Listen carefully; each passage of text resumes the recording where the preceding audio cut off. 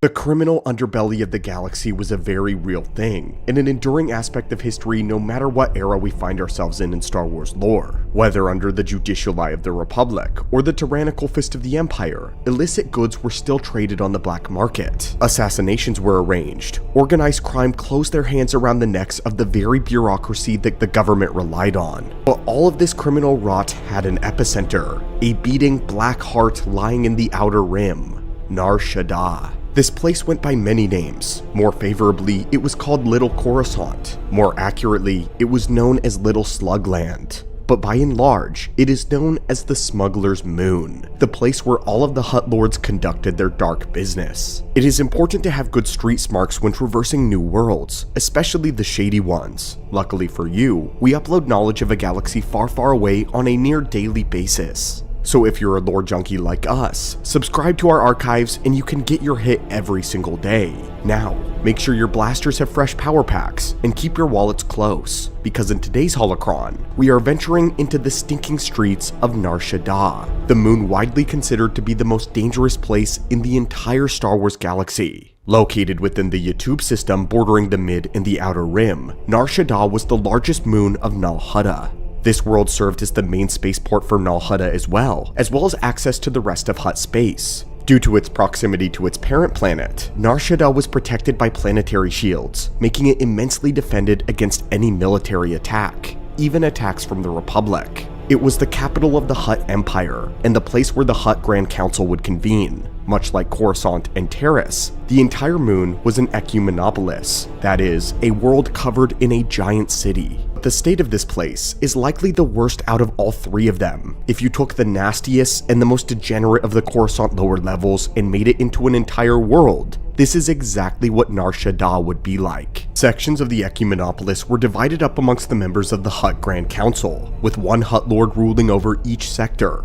But while the city sectors were controlled by the Hutts, each district was governed by their own vassals, mostly criminal exchange-related thugs and other criminal entities who had their rights to collect tribute from their provinces. However, they were all obliged to pay a portion of their income to their Hutt overlords. The only sort of judicial system was the organization of thugs that one had to navigate through. There were no legal courts in which disputes could be prosecuted. Rather, all disagreements were resolved by bribing or in other ways influencing the decisions made by the Hutts and their underlings. As a result, there was really no law that existed in Nar Shaddaa whatsoever. The Hutts ruled via a method of non-interference. Basically, so long as everyone recognized their supremacy, paid their dues, and didn't cross them, they didn't really care about what anyone else did. It is the Wild West of the stars in the worst conceivable way possible. Illegal substances like spice were easier to find here than clean water. It was more common to walk by a dead body on your way home than it was to see starlight. Every sort of wickedness and depravity was admitted, so long as you had a blaster quick enough to defend your actions. Gang violence was a constant. Nar Shaddaa lacked any sort of planetary security, or any sort of basic police system. If anyone desired to combat local crime and ensure the safety of residents, then private militias would be formed out of mercenaries. If someone had enough credits, these militias could be paid off to patrol the streets of his or her neighborhood. There was also an open market system, one that provided the ability to hire bounty hunters for capturing perpetrators and other lawbreakers. This was the only form of justice that existed on all of the Smuggler's Moon. Nar Shaddaa was constructed the same as Coruscant or Terminus, new layers of buildings being built on older ones. The massive exhaust ports and power plants vented off the excessive heat. This made the levels nearer to the moon's surface much hotter. This encouraged the residents to build structures further up in order to stay cool. By the era of the Galactic Empire, Nar Shaddaa was said to have around 100 layers in total. Like the other city worlds, Nar Shaddaa was divided in half of the upper city and half the lower city. But unlike Coruscant and Terminus, where the upper city was considered far more safe, Nar Shaddaa remained extremely dangerous no matter what level you were on. The only difference between the upper levels and the undercity was that the lower levels of Nar Shaddaa didn't receive any sunlight whatsoever. They were very hot and humid. The air pollution was also significantly worse towards the moon's surface. The city of Nar Shaddaa was a decaying, polluted hellscape with no sort of regulation concerning the kinds of things that could be built. The urban surface consisted of several docking towers, landing bays, cargo warehouses, factories, residential buildings, entertainment areas, and trading plazas. The shape of all of these buildings were incredibly inconsistent, and they had no visual coherency due to building codes going unregulated. Anyone was able to build up their own spires, bridges, platforms, and signs anywhere that was convenient for them, creating total navigational chaos. Some of the signs were deliberately deceptive, which would lead many into traps where they would be mugged or even murdered. But Nar Shaddaa was not always like this. Long ago, both Nal Hutta and Nar Shaddaa were inhabited by the native Evochi race. Both the planet and its moon were also lush environments. In the year 15,000 BBY, that is when the warlike Hutt species were forced to leave their home planet of Varl due to an event known as the Hutt Cataclysm, an event that left the original Hutt world uninhabitable. And when the Hutts arrived on Nal Hutta, they dazzled the native species with wonderful technologies. Soon, they began trading pieces of their homeworld in exchange for technology that the Hutts brought with them, until the group realized that the Hutts owned almost the entirety of the world. Hutt palaces and other constructions were built all over the world, and the native species became powerless to stop their further expansion. They appealed eventually to the Galactic Republic for help, and the Republic dispatched some of their finest attorneys as well as financiers to examine the contract, maybe allowing them to break it from the Hutt. But the Hutt species had brought their own warlike strategy to the world, as well as their finance and their business. And with their acumen, they were so adept that they had formed an airtight contract with no loopholes whatsoever. Ultimately, the Republic was forced to rule in favor of the Hutts by law. Unfortunately, the Evochi were evicted from their own homeworld and sent to the Fifth Moon. Their world was renamed Nal Hutta, and the Hutts destroyed the remaining architecture. The Hutts eventually decided to use the Fifth Moon for their own purposes, and so they named it Nar Shaddaa, once again claiming what little the native species had left. But rather than force them off-world again, this time they did something even worse. They enslaved them. Nar Shaddaa was rich in metals in its core, and so the Hutts would use the labor of the species to mine these metals and turn them into building materials for their large city. They completely changed the moon's original natural terrain, constructing spaceports and buildings that stretched into the sky. Soon, both the moon and Nal Hutta were prospering commercially. Construction lasted 500 years, and by the year 14,500 BBY, the moon was completely urbanized. Once that had happened, the Evochi were finally free, since their work and their contract were completed. However, most had now died off during the construction, leaving their race nearly extinct. The few that remained took refuge in the Undercity. Unfortunately, due to various dangerous technologies, the species began to mutate into foul savages. After their entire civilization was stripped from them, their very humanity was snatched away by the Hutts as well. For nearly 11,000 years, Nar Shaddaa rivaled Coruscant as an important center of interstellar trade and continued growth in the Republic. Back then, it was mostly a civilized place, where normal businesses thrived and average people made lives for themselves. It wasn't until 4000 BBY that the moon would become associated with scum and depravity. In this year, the trade lanes shifted as new and faster hyperlanes were being discovered, thus causing Nar Shaddaa and its planet to become obsolete, and ultimately become abandoned by the Republic. The Hutts would take over, and Nar Shaddaa became a criminal haven and gained a reputation of the center of illegal operations in the entire galaxy. It soon even earned the moniker the Smuggler's Moon, and was now allowed to run its own affairs with little outside interference from the Republic due to how distant it was from all other trade affairs. But after the Jedi Civil War, and its conclusion in 3951 BBY, Nar Shaddaa became swarmed by millions of refugees, as many fled there after their own worlds were destroyed. Ex-soldiers from both the Republic and Darth Malik's Sith Empire choked up on the moon, as they desperately looked for work and new homes. This is how Nar Shaddaa came to have as many citizens as it did.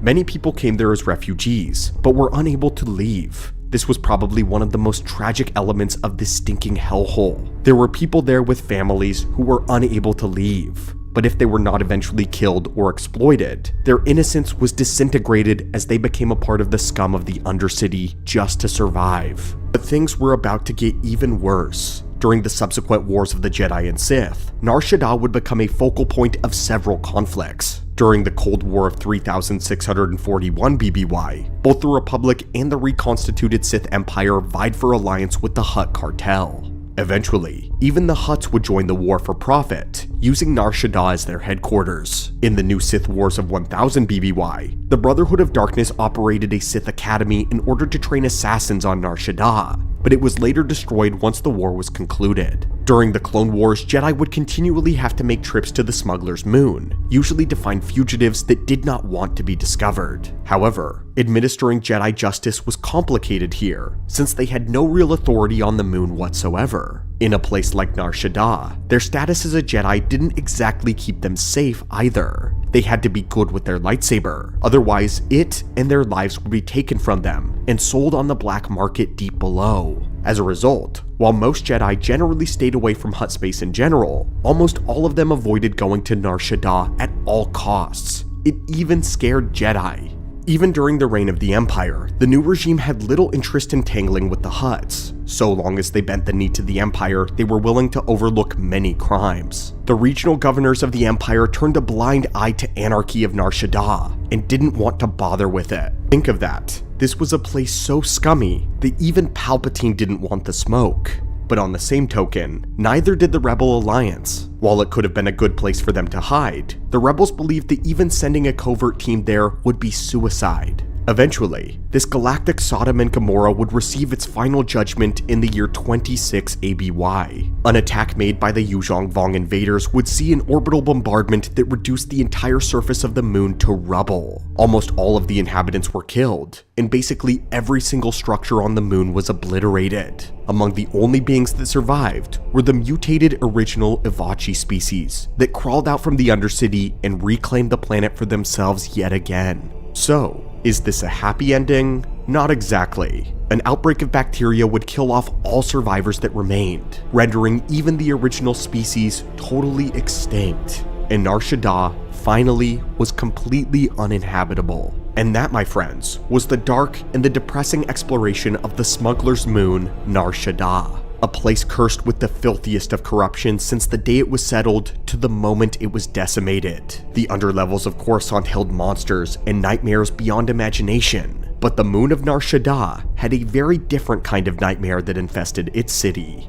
The blackest parts of the mortal heart. In the end, it could not be turned, so it had to be destroyed. Of the many atrocities that the Vong committed during their rampage, the raising of Nar Shaddaa may be the one that actually helped the galaxy out. When Darth Sidious looks at a place and says, "Nah, even I don't want anything to do with it," you know it's just that bad. The Shadowlands of Kashyyyk. When people think of the most dangerous places in the galaxy, they picture the worlds of the Sith, barren deserts littered with tombs, planets where the dark side is carved into the stone, worlds like Korriban, Ziost, or Dromund Kaas. But some of the most terrifying places in the galaxy are not the worlds that belong to the Sith. They are places the Jedi thought they understood, places they believed were alive, vibrant, and safe. Kashyyyk is one of those worlds, a planet the Jedi frequented, a world known for its beauty, its life, and its towering forests. But Kashyyyk has a second face. Hidden far below the canopy is a region so hostile that even the Jedi learned not to go there. A place where light fades, the air thickens, and the Force itself feels wrong. The Shadowlands. This is not a place corrupted by the Sith, at least not at first. It was damaged by terrors far older than them. Something ancient scarred this world, twisted its ecosystem, and left behind a darkness that never healed. And later, that darkness was perfected, because within this poisoned wilderness, the Sith would create what many considered to be their magnum opus, a war beast, a living weapon designed for one purpose, to hunt and to kill Jedi. The Shadowlands are not just dangerous, they are uniquely suited to kill, and they exist in a place you would never expect. When you land on Kashyyyk, it is already trying to kill you. Even without the Shadowlands, Kashyyyk is not a gentle world. Its forests are vertical mazes of death. Its predators are built to hunt in 3 dimensions. Its ecosystem rewards patience and brutality. Katarns stalk the upper canopies, tracking prey for days before striking. Kinrath infest the mid-levels, nesting in the dark, overwhelming victims in swarms. Massive predators cling to bark, vines, and shadow, turning every step into a gamble. This is a planet where falling is often deadlier than fighting, and yet, this was Kashyyyk before it broke. Because for all of its dangers, the forest still follows rules. Life hunts life. Predators kill to survive. Balance existed, even if it is cruel. But the Shadowlands were not always what they are now. They were made that way. When the Rakata arrived, long before the Republic, long before the Jedi, the Rakata came to the world of Kashyyyk. They did not come as explorers, they came as engineers. To the Rakata Infinite Empire, Kashyyyk is not a living world, it was a problem. Their records later revealed that the planet was deemed incompatible of sustaining the level of production that they required, and so they attempted to fix it. Terraforming engines were deployed, ecosystems were altered, natural evolution was accelerated beyond stability, and then, as if this were not enough, they placed a star map there. A device steeped in the dark side. According to the Jedi Jolee Bindo, it was this combination that doomed the Shadowlands. The terraforming machinery warped the biology of the lower forest, while the star map saturated it with dark side energy for a millennia. The Rakata eventually abandoned Kashyyyk, but the damage was done. It became a dark side nexus. But we throw that term around a lot. What is a dark side nexus? Over time, the Shadowlands became something worse than a dangerous jungle. A dark side nexus is not simply a place where evil has occurred. It is a location where the dark side accumulates, where suffering, corruption, and unnatural influence saturate the environment, where the force no longer flows cleanly, but it pools, festers, and distorts. In places like this, life evolves and changes. Predators are more aggressive, ecosystems destabilize. This is a place where creatures who should not exist begin to thrive. For a Jedi, a nexus of this caliber is disorienting. The Force is muted, instinct fails, confidence erodes. The Shadowlands became one of these places, not intentionally, but still completely. It was a world made putrid. The Shadowlands were poisoned, unstable, dangerous for even the natives, but they were not yet optimized. It was lethal, but it had not perfected the art of killing Jedi yet. At the time, the jungle did not care who it killed, be it Jedi, Wookiee, or Beast. All are equal before it. But the Shadowlands were hostile to the Force now, but its perfect weapon will come later. Because darkside nexuses do something else. They also call out, across space, and across the Force itself. And eventually, something heard that call. Something that did not see the Shadowlands as a curse, but as a home. A new species. A species shaped to hunt Force sensitives. A species the Jedi would try, time and time again, and fail to erase. And when they arrived, the Shadowlands stopped being merely dangerous. It became the Jedi's end. The Warbeast was engineered far before the Sith ever turned their gaze towards Kashyyyk. The creature began before even the Sith themselves. As the first experiment, long before the Republic, during the age of the Jedi, the Force itself was not divided into light and dark. It was studied, balanced, and tested in ways that would later be considered heretical. During a time known as the Great Despot War, a Jedi master by the name of Quan Jang attempted to create a practical solution to a battlefield issue. He engineered creatures known as Tarentas, alchemical beasts capable of sensing volatile energies and hidden dangers. At first, they were merely tools. They could be controlled, useful, but something unexpected occurred. The Tarentas began to develop a taste, not simply for flesh alone, but for Force-enriched flesh. They learned that Force sensitives were different, stronger, more nourishing, more satisfying, and once that instinct takes root, it never left them. When the Sith took over, when the dark side finally asserted dominance and the Sith emerged from the schism of the 12 Dark Jedi, those early experiments didn't disappear, but they were refined, perfected even. Sith Kasai priests, tasked not with philosophy but with creation, took the Tarenta concept and reshaped it into something more aggressive. The Tarenta Tech. Unlike other war beasts, the Tarenta Tech was not designed for spectacle. It was not massive like the Leviathans. In fact, it was about the quarter size of a standard Rancor. It was not apocalyptic like the War Worms. Those creatures were devastating, but they're temporary. The Tarenta Tech was made for a more sinister purpose, to endure. It was smaller, more efficient, and that made it far more dangerous. According to the Chronicles of Sors's Sin, one of the original 12 Dark Jedi, the Tarenta Tech was one of the Kasai's most notable creations. It was bred before the year 16,899 BBY, and almost immediately, it exposed a fatal flaw in the Sith's hierarchy. The Tarenta Tech did not care who commanded it. It hunted the strongest Force presence that it could find. This meant purebloods became prey. In a society built entirely on dominance and superiority, this created pure havoc. To be the most powerful Sith in the room meant becoming a target. The Terentitech did not reinforce hierarchy, but it punished it. Worse still, its behavior had social consequences as well. If the Terentitech hunted you, it confirmed your power, but it also marked you. Others feared standing close to you. Others felt diminished in your presence. Some resented the danger that you attracted. This creature destabilized Sith culture simply by existing. But the Sith did not discard it simply because it worked. They turned it towards the Jedi as they realized the truth. The Terentitech was never meant to enforce Sith rule. It was meant to break Jedi. When deployed against Jedi enclaves and outposts, the results were horrifyingly effective. The Terentitech's hide resisted the Force. Many Force techniques failed entirely. Others provoked the creature instead of harming it. But the greatest horror was biological. Terentitechs fed on Force-sensitive blood. Not metaphorically, but literally. The more attuned a Jedi was to the Force, the richer the prey. And the Jedi learned something that shattered centuries of training. Using the Force only made things worse. Jedi who hunted Terentitechs were given a special piece of advice. Do not use the Force. Not because it didn't work, but because it would make you delicious. Every surge of the Force enriches the blood. Every technique intensified the creature's aggression. Every attempt at dominance turned into invitation. To use the Force was to season the meal. This is why Terentitechs were so difficult to eradicate. This is why the Great Hunt was never successful. And it is also why, when the Shadowlands of Kashyyyk became a dark side nexus, the outcome was clear.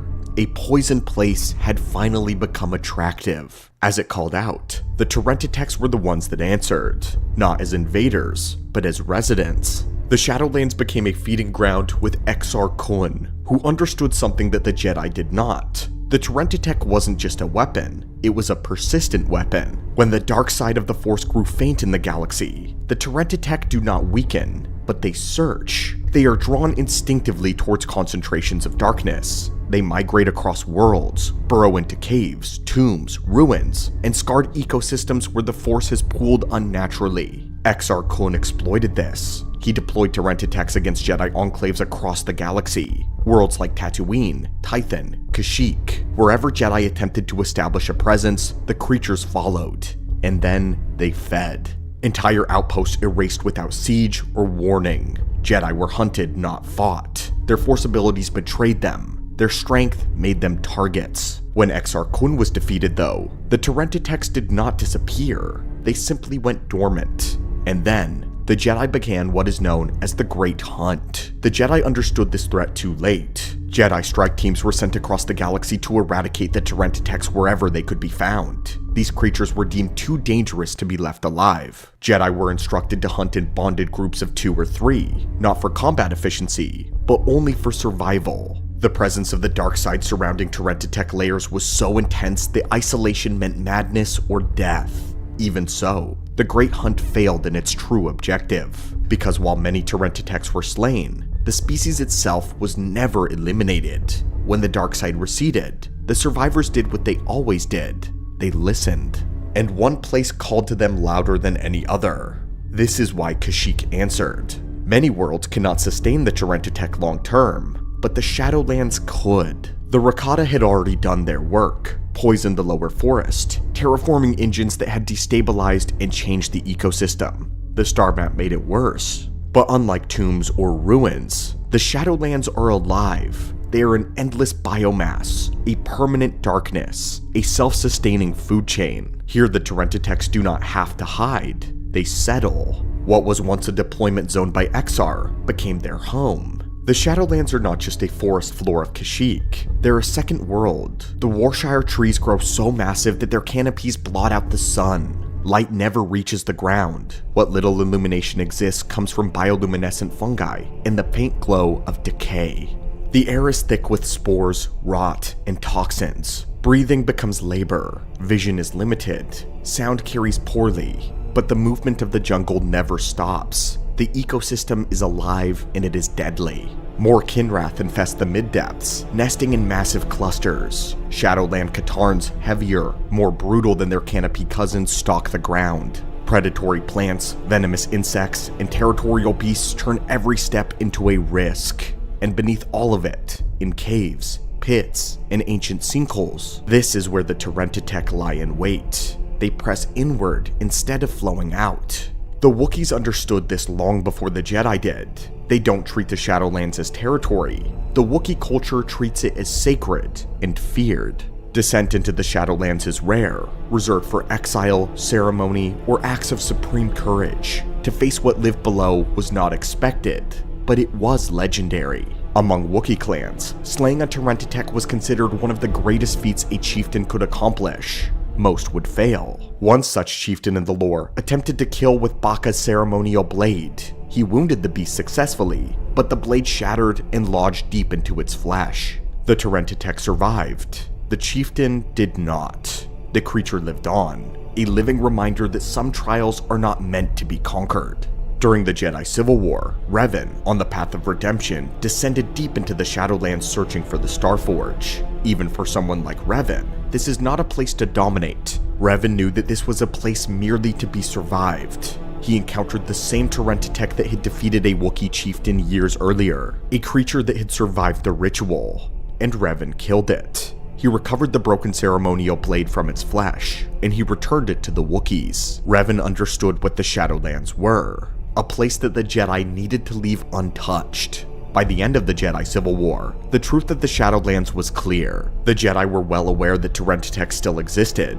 They knew they hibernated when the dark side waned, and they knew exactly where at least some of them were, the Shadowlands. But there was no campaign, no final purge. Even someone like Revan did not attempt to cleanse it. He didn't try to purify it. He merely survived. The Shadowlands are a place where ancient corruption has been perfected by predation and sustained by an ecosystem that actively punishes the Force. A Terminus is deadly because it does not need to land a killing blow. A single nick from its claws is enough. The venom acts fast, muscles seize, the body locks in place. If the toxin doesn't kill the victim outright, what follows will. The creature feeds, drawing out Force-enriched blood, consuming not just flesh, but life force itself. Victims are conscious long enough to feel the Force being taken from them, turned into sustenance. To use the Force in desperation only worsens it. Every surge enriches the blood.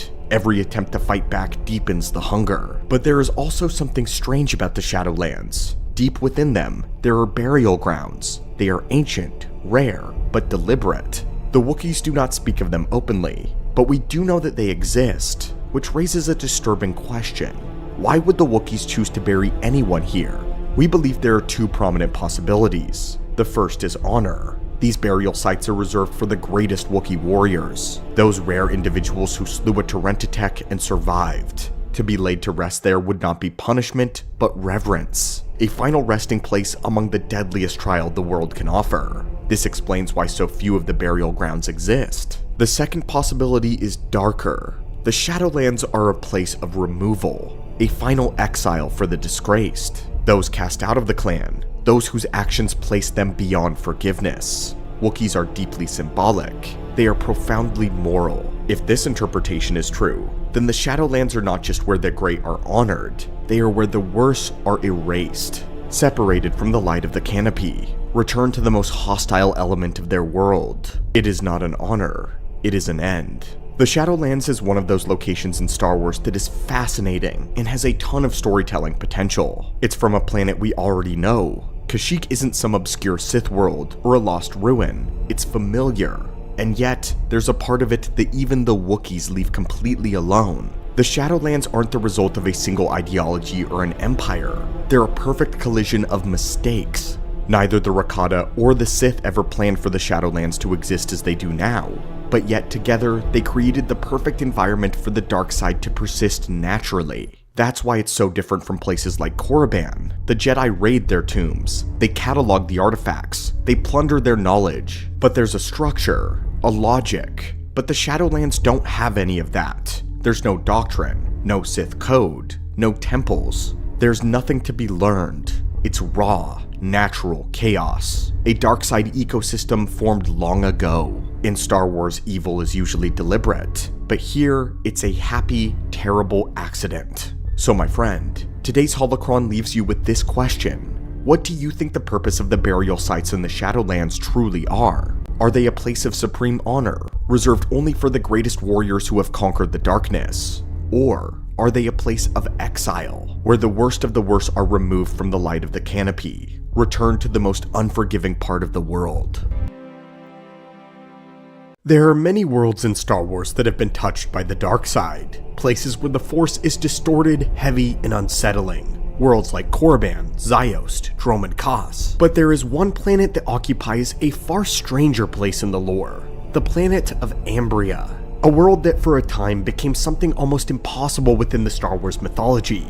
It is a planet defined not by living Sith Lords, but by what remained after them, after they have passed. Ambria is a wound, an old one. Long before the great conflicts that we discuss often, a lone sorceress came to this world. What she attempted there would leave a scar so deep that even centuries after, the planet would never fully recover. The details are fragmented. The consequences, though, are undeniable. And then, much later in the timeline, other Sith arrived, defeated, scattered, and furious. Sith Lords fleeing the collapse of their empire found Ambria waiting for them in the darkness, already steeped, already echoing with something unnatural. To them it was the perfect refuge, or perhaps the perfect trap. What happened to Ambria was an accumulation, a presence, whispers in the Force, shadows without bodies, a world where the boundary between life and death grew disturbingly thin. Until eventually, a lone Jedi was forced to confront something they almost never faced on this scale. Ambria did not hold an army, it didn't even hold a war, but it was a planet haunted. A single Jedi Master would step on Ambria and encounter what many believe should not exist in numbers, and what he chose to do there would shape one of the most disturbing darkside nexuses in Star Wars legends, a place known as Lake Nath. Welcome to the archives, my friend. Today we explore the world where the Sith did not leave, a planet infested by the spirits of ancient Dark Lords. Ambria was once a world of great promise, mineral-rich, strategically valuable, a place the early Republic quietly exploited for resources that would help fuel expansion, shipbuilding, and the refinement of hyperspace technology. But Ambria would not remain a simple resource planet. During the golden age of the Sith, at the height of the Sith power under Marka Ragnos, the planet drew the attention of an unnamed Sith sorceress. Where nearly everyone else saw mere minerals, she saw something greater, potential, but not an industry, for transcendence. Ambria would become the stage for this ascension. The sorceress reshaped the world through fear and domination, enslaving its native populations and bending the planet to a singular purpose. At the center of her design stood a colossal black obelisk, a structure built not as a decoration, but as a pure darkside conduit, a machine, a ritual focus point, something designed to pull upon the dark side. And when the ritual finally began, the planet answered in turn. Darkness gathered, energy surged. The Force did not flow gently, it roared. The obelisk ignited with power as waves of darkside energy poured outward and then inward, spiraling towards the sorceress. There she stood at the top of her great structure. The air seemed to distort. The ground trembled. Light bent unnaturally as the storm of the dark side converged into a singular point. Her. For a moment, it was triumph. Power flooded her body in violent torrents. Her form radiated with terrible brilliance, a living nexus of darkside power, strength beyond measure, perception without limitation. She had done it. She had become something more. But then the power kept rising. What began as empowerment quickly became overload. The energies did not stabilize, they intensified. The dark side, wild and unrestrained, pushed beyond the limits of flesh, beyond the limits of control. The sorceress's body began to fail. Cracks of energy tore across her form like fractures in reality.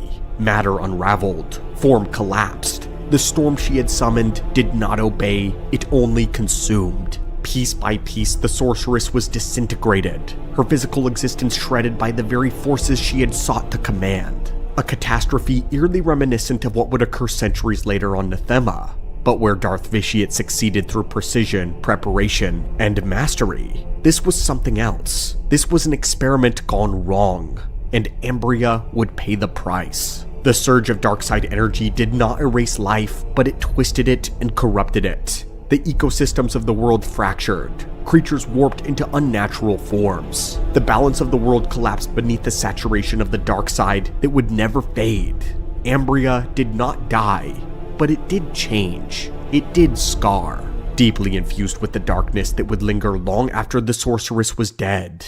And in time, that lingering darkness would attract something even more disturbing. Ambria's true role in galactic history had not yet begun. This would come later, in the ashes of a war, the Great Hyperspace War. Following the defeat of the Sith, the Jedi didn't celebrate victory, but they hunted and pursued. Across the galaxy and across the stars, the Jedi chased the remnants of the shattered Empire, convinced that the Sith were too dangerous to be allowed survival. Not just because of their knowledge, not just because of their weapons of mass death, but the Sith as a people were deemed too dangerous. What followed wasn't just a scattering or a retreat, it was a mass execution. Some Sith fled deeper into space, journeys that would eventually give rise to legends such as the Lost Tribe. Their leader Naga Sadow vanished into exile on Yavin 4. Vitiate called to the surviving fragments of Sith power, drawing them towards a different future.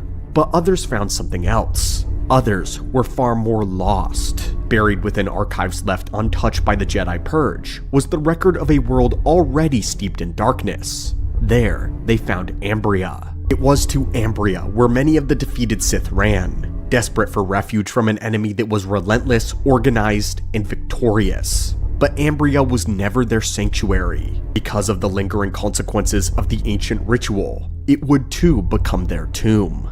The Sith that fled there lacked a unifying leader, they lacked structure, and they lacked purpose beyond survival.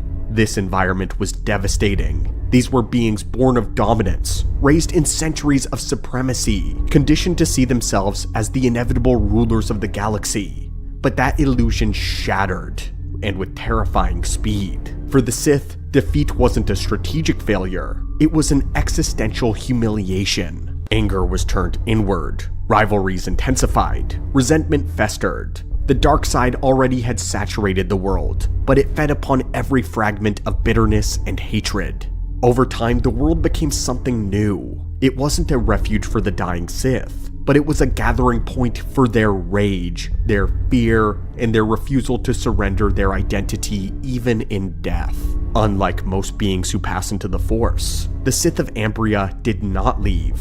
Fearful of disillusion, terrified of oblivion, many anchored themselves to the only thing they had left, their hatred, their suffering, and Ambria. When they finally died, an anomaly began. The Sith who perished there did not descend into chaos, but they were bound, their spirits woven into the veins of the world itself. Ambria, like Korriban, was now a tomb world, but not of the dead, of the undead. Centuries passed, and now we arrive at a Jedi Master. A Jedi Master by the name of Thawne. Jedi Master Thawne was a Tiktruk-Tai, a towering elephantine being whose presence alone was ancient. Thawne was not a warrior in the traditional sense driven by conquest or glory. He never chased conflict at all, nor did he hunger for power. And yet, like Yoda and other great Jedi mystics, it was precisely this absence of ambition that allowed the light side of the Force to flow through him with extraordinary clarity. Thawne existed during a time when the Jedi were far less centralized, where Jedi Masters often wandered the galaxy guided by intuition rather than assignments. Thawne followed the currents of the Force, wherever they carried him, and eventually, those currents led him to Ambria. Ambria was no ordinary world.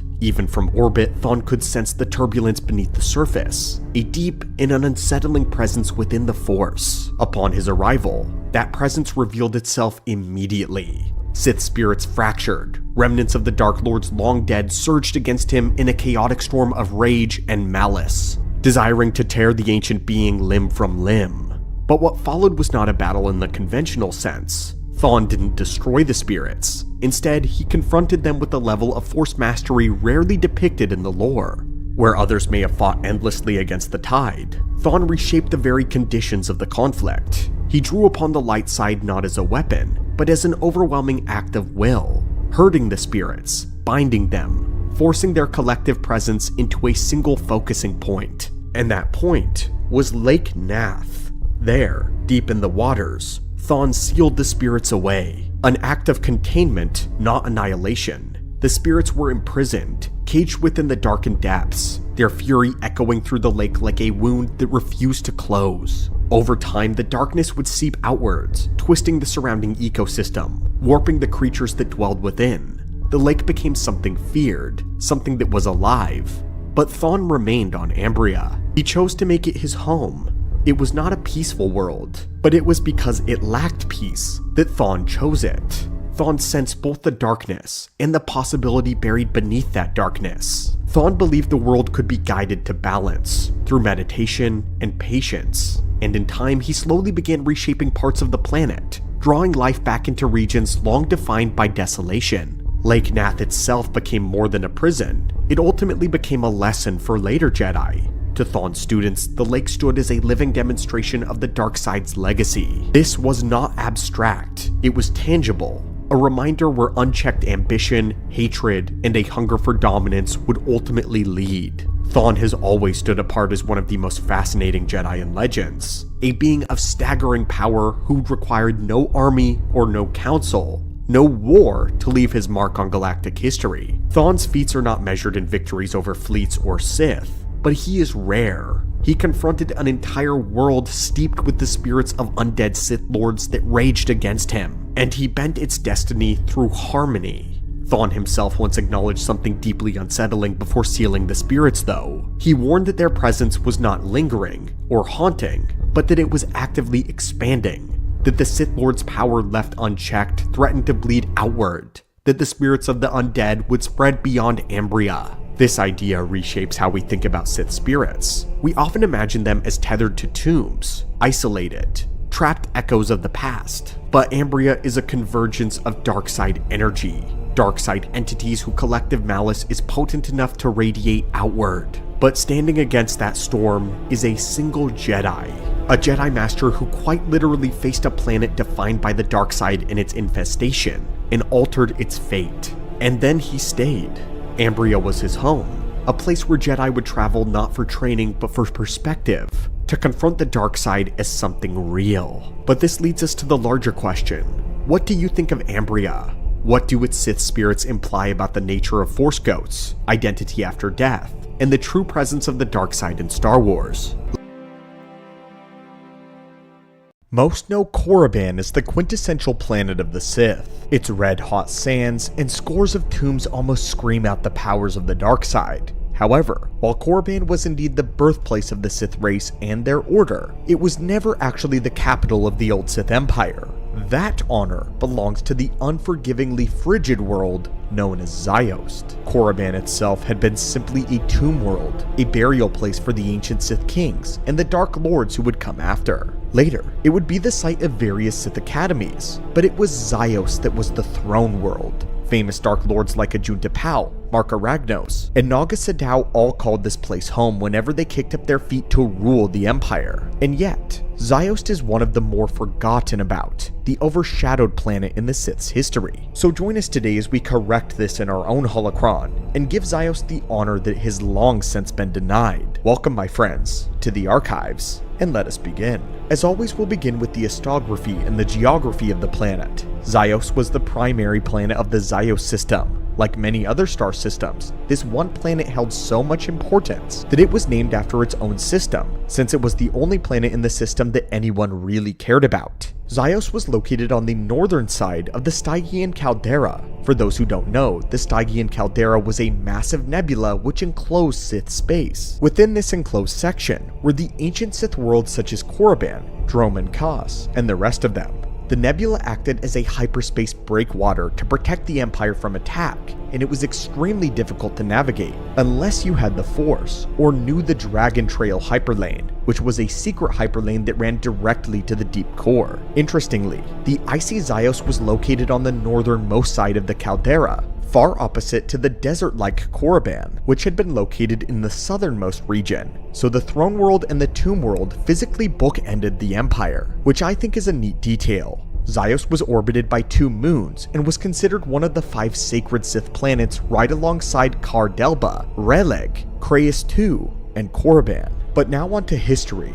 The surface of Zyos long ago was originally covered with a thick forest and boasted a warm climate, but in the year 27,700 BBY, Zyos began drifting away from its sun and had a devastating ice age, one which destroyed most of the planet's flora and most evidence of native civilization. What resulted would be what Zyos remained for the rest of its existence, an arid tundra filled with rocky terrain, ice-encrusted mountains and glaciers, and at least one salty ocean. Not many kinds of fauna lived on Zyos besides predators like the green flying monstrosities which resembled miniature dragons. These reptavians plagued the sky of Zyos, constantly searching for a meal that may or may never come. They feasted on the resilient, but the dark side mutated insects such as the Sith pincer bugs. These bugs had a potent corrosive venom which the ancient Sith used to administer to a unique forehead marking on whoever became a Dark Lord in a sacred ritual. And speaking of the Sith, let's talk about the culture of Zyos. The very first time Zyos was crowned as the throne world of the Empire was when King Adis conquered it. This was during the time of the Great Rakatan invasion of Sith space. As the well-known story goes, the Infinite Empire had found the Sith on their world of Korriban. Despite being a primitive people that had just barely discovered interstellar flight, they were terrifyingly powerful,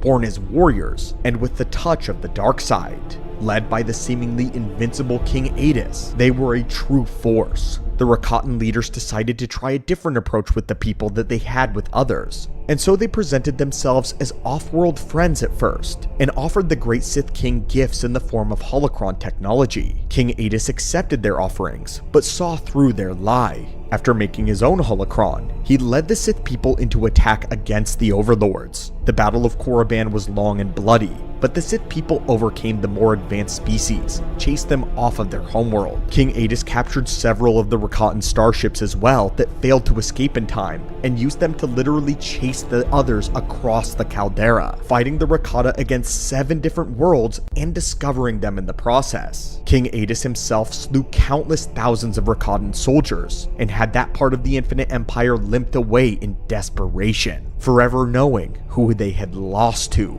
A Sith god. The final battle happened on the world of Zyos, where Adis would vanquish them from Sith space forever, but would later die to his many injuries. Although the legend of the Sith Ari was created for Adis, he was still dead, and without his unifying force holding the Empire together, the Sith plunged into a civil war. They tore themselves apart after a series of bloody conflicts that resulted in the tribes becoming scattered across space. The large populace of remaining Sith repurposed the leftover Rakatan ships, achieving hyperspace travel and more advancements. The people would then travel to Zyos en masse and populate the world, turning it into a metropolis. At this point in time, Zyos was still a forested world with a pleasant climate, and so the Sith Kashyyyk priests ordered the construction of a massive citadel fortress, a symbol to the Sith's supremacy. They wanted this temple placed atop a large cliff to overlook their new world, and the priests took with them knowledge. They brought with them many of the religious writing systems, powerful tomes which they kept in this single citadel. The Sith Lords left on Korriban were largely considered religious fanatics that desired to remain with the bones of the previous kings. Korriban was designated as a tomb world, and Zyos was set apart as the Sith capital.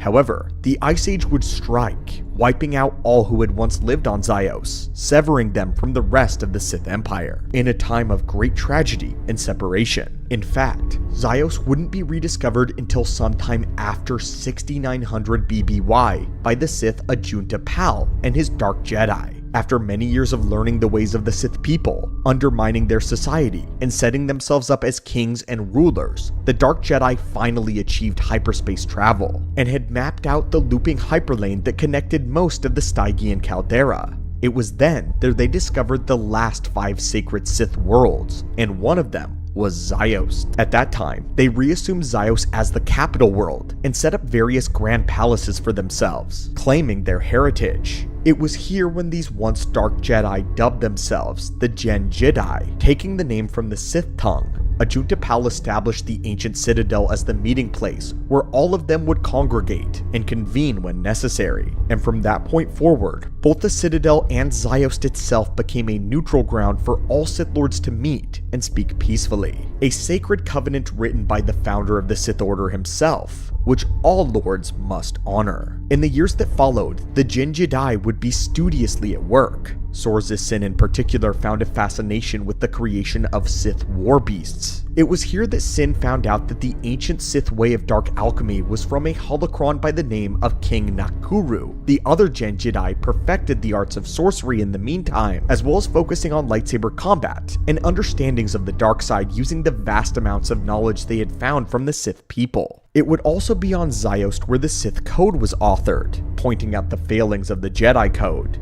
Peace is a lie, there is only passion. Through passion I gain strength. Through strength I gain power. Through power I gain victory. Through victory, my chains are broken. The Force shall free me. But it wasn't long after this that the 12 became jealous of one another and began to fight each other for their knowledge. Ironically, although Ziost was meant to be a neutral meeting place, many of the 12 would fall here during battle, one that took place in one of the many palaces. Their fighting caused the building to fall upon them and destroy and kill many of the 12. Their leader and emperor Ajunta Pal was even slain by who we believe was Tula Kord. Tula Kord, who would reign on Ziost for many more centuries to come, surviving the brutal onslaught of the other original Dark Jedi. Later, Marka Ragnos would be the Dark Lord of the Sith Empire, and it was on Ziost where he would meet the young Tenebrae. Tenebrae asked for ownership of his own world of Nathema, which had already been mostly taken over and conquered. Impressed with the boy's ambition, Marka Ragnos granted him ownership of the planet and dubbed him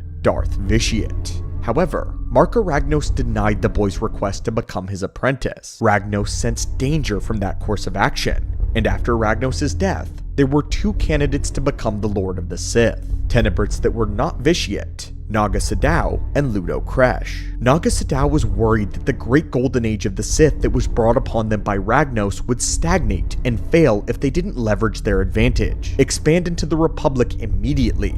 Ludo Kresh, on the other hand, was more conservative and thought that it better for the Sith to stay where they were, preserve what they built. The two of them actually entered a fierce duel on Korriban during the funeral procession of Marka Ragnos, but they were interrupted by his spirit, a spirit who warned about the coming destruction of the Empire if they did not care for it properly. Right in that moment, they were caught up in an unexpected sight. A starship of unknown origin descending into the Valley of the Dark Lords. When the ship landed, two humans disembarked, proclaimed themselves emissaries from the Galactic Republic, and intended that they were trying to set up a trade relationship with the Sith. In truth, the pair were siblings Gav and Jory Daragon, fugitives who had stumbled upon Korriban after making a blind hyperspace jump. Their story, not believable, they were promptly seized as spies by the Sith. Kresh wanted to kill them immediately, but Naga Sadow thought that the Daragons could be the key to the new Sith conquest, and Sadow ordered them to be imprisoned on Ziost. For Sadow, the Republic was a vast new field to conquer, but it could also be a unifying force for an increasingly split empire, a distraction from political weakness on the home front. With the Daragons in chains, Naga Sadow met with the rest of the Sith Council, ironically, on Zios's own citadel. While several of the members agreed with Kresh that the visitors should be put to death,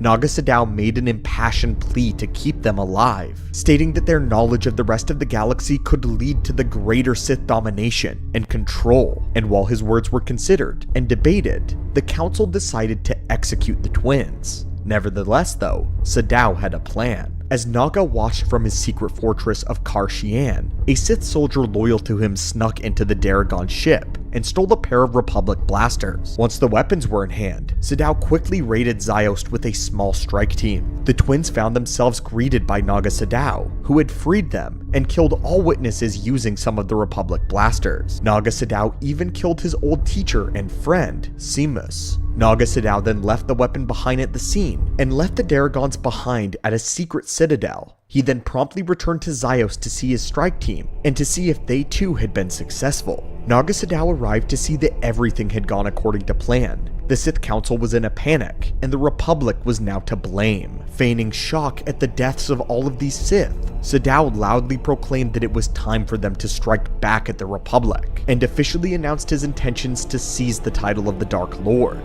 To Ludo Kresh's horror, several members of the Sith Council backed his claim, and Kresh left in a huff with his supporters, stating that he would become the true Dark Lord. Naga Sadow would then undergo the ritual of the pincer bug, searing a mark on his forehead that firmly placed him as the new and sole Dark Lord of the Sith, the Emperor of a vast golden empire, but one that was in quick decay. Immediately, Naga Sadow and Kresh went to war, but Sadow was more cunning, ruthless, and genius than Kresh could ever hope to be, forcing him into one naval battle, and swiftly defeated him. After this, Naga Sadow proclaimed that Gav Daragon would be his apprentice, teaching him the ways of Sith magic. Naga sensed that there was promise within the young failed Jedi, and Jory Daragon was given her ship back and turned loose to return to the Republic, believing that she was now loyal to the Sith. But Naga Sadow had placed a tracker on her ship so that he could follow her through hyperspace, hoping that this would allow him to strike directly at the heart of the Republic. He then gathered his forces and initiated what is known as the Great Hyperspace War. But since we're not focusing on the events of the war, but rather Ziost, we'll skip those events as we've covered them in holocrons before. But just know that it goes very bad for our prospective Sith Master. After the war concluded and Naga Sadow failed, Ziost was stripped of all of its treasure, doing the worst that the Republic and the Jedi could. They also took the artifacts and knowledge. The Jedi pillaged tombs, taking the rest of the worlds, all of its knowledge with it, and the Sith's hatred for them grew even greater. Ziost was then largely forgotten about by the galaxy, until it was temporarily made a fortress of war during the Mandalorian Wars, though their hold on the planet was broken by Revan. Later, Darth Revan would return to Ziost to study it for information. But even Revan couldn't find anything significant. The Jedi had picked over it too thoroughly. The importance of Ziost would resurface during the Great Galactic War, when Vitiate returned with a reconstituted empire. Although at this point, Drome and Kos had been replaced as the capital of the Sith Empire, the tundra world of Ziost was still an important trade and a political hub. In fact, so much trade happened on Ziost that it was dubbed the gateway to the Empire. This was due to the metropolitan city of New Adasta. This had become a major commercial, political, and population center for the new Sith Empire. New Adasta was constructed atop a rocky crag in the tundra of Ziost, and the city's central district was in fact located in the cave underneath that crag. The centerpiece of the city was the People's Tower, a large skyscraper similar in design to the Imperial Citadel. This Sith city became one of the most significant economic centers in the entire Empire, which was why the Sith defended it so fiercely. The Republic had laid siege to Ziost before, but the Sith managed to throw them off after a series of strenuous conflicts. In the year 3636 BBY though, following the defeat of Darth Revan by the combined Republic and the Imperial forces of Yavin 4, Vitiate would then be a plague, a returned plague, as he attacked Ziost in an attempt to regain control of the empire that he had once ruled. Vitiate took the minds and legions of the Imperial forces of the planet, used them to massacre a large portion of the planet's citizens, only to fuel his power. Vitiate would then conduct a similar ritual to the one that he had done on Nathema, using a force drain to absorb all force energy on Ziost. This left the world a dead, a colorless frozen husk, a wasteland. However, Ziost would not remain this way forever. It was too powerful. Our current theory is that Vitiate may have used a different ritual, or his spirit form at the time was not strong enough to complete the entire ritual as he had on Nathema. But after this conflict, the world of Ziost was again forgotten for a time, passing again into legend. Later, in 2000 BBY, the actions of Darth Ruin introduced a new expansion for the Sith. This caused Ziost to be rediscovered yet again, but by this point apparently, Ziost was said to have regained its former strength in the Force, and color was returning to the world. No life existed there yet, but it was no longer a void in the Force. This means Vitiate's ritual was either incomplete or different from Nathema.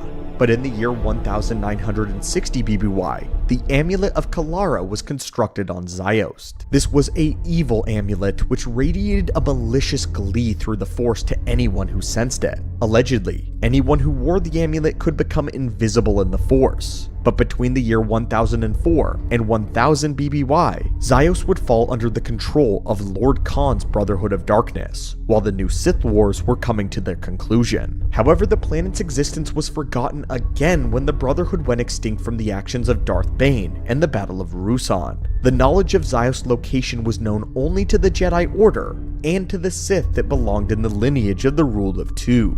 However, no Jedi ever went to Zyos because they still believed it to be devoid of the Force. Cursed, it is known that Sidious would visit the world at one point, taking with him an altar used in ancient Sith rituals, taking the altar and placing it within his private collection of artifacts. At the end of the Clone Wars, Sidious ensured that all records of Zyos were eliminated, deleted from star charts and public databases. It wouldn't be for another 16 years until General Rom Koda used it as a temporary hideout, while ironically running from the Empire. At this point, Zyos had completely regained its natural dark strength in the Force, and miraculously was healing from the damage done to it over many years, thousands of them. Even some plants were beginning to grow on the world again. Starkiller would later visit while following Rom Koda's trail, and the next person to find Zyos was Lady Lumaya, a secret apprentice of Vader, who actually constructed her infamous light whip using technology that she found on Zyos. This made her light whip truly a Sith weapon forged from an ancient history. By the year 40 ABY, the damage done to the planet seemed to have almost completely been reversed. Zyos was once again a blue-green world, purified from even the dark side.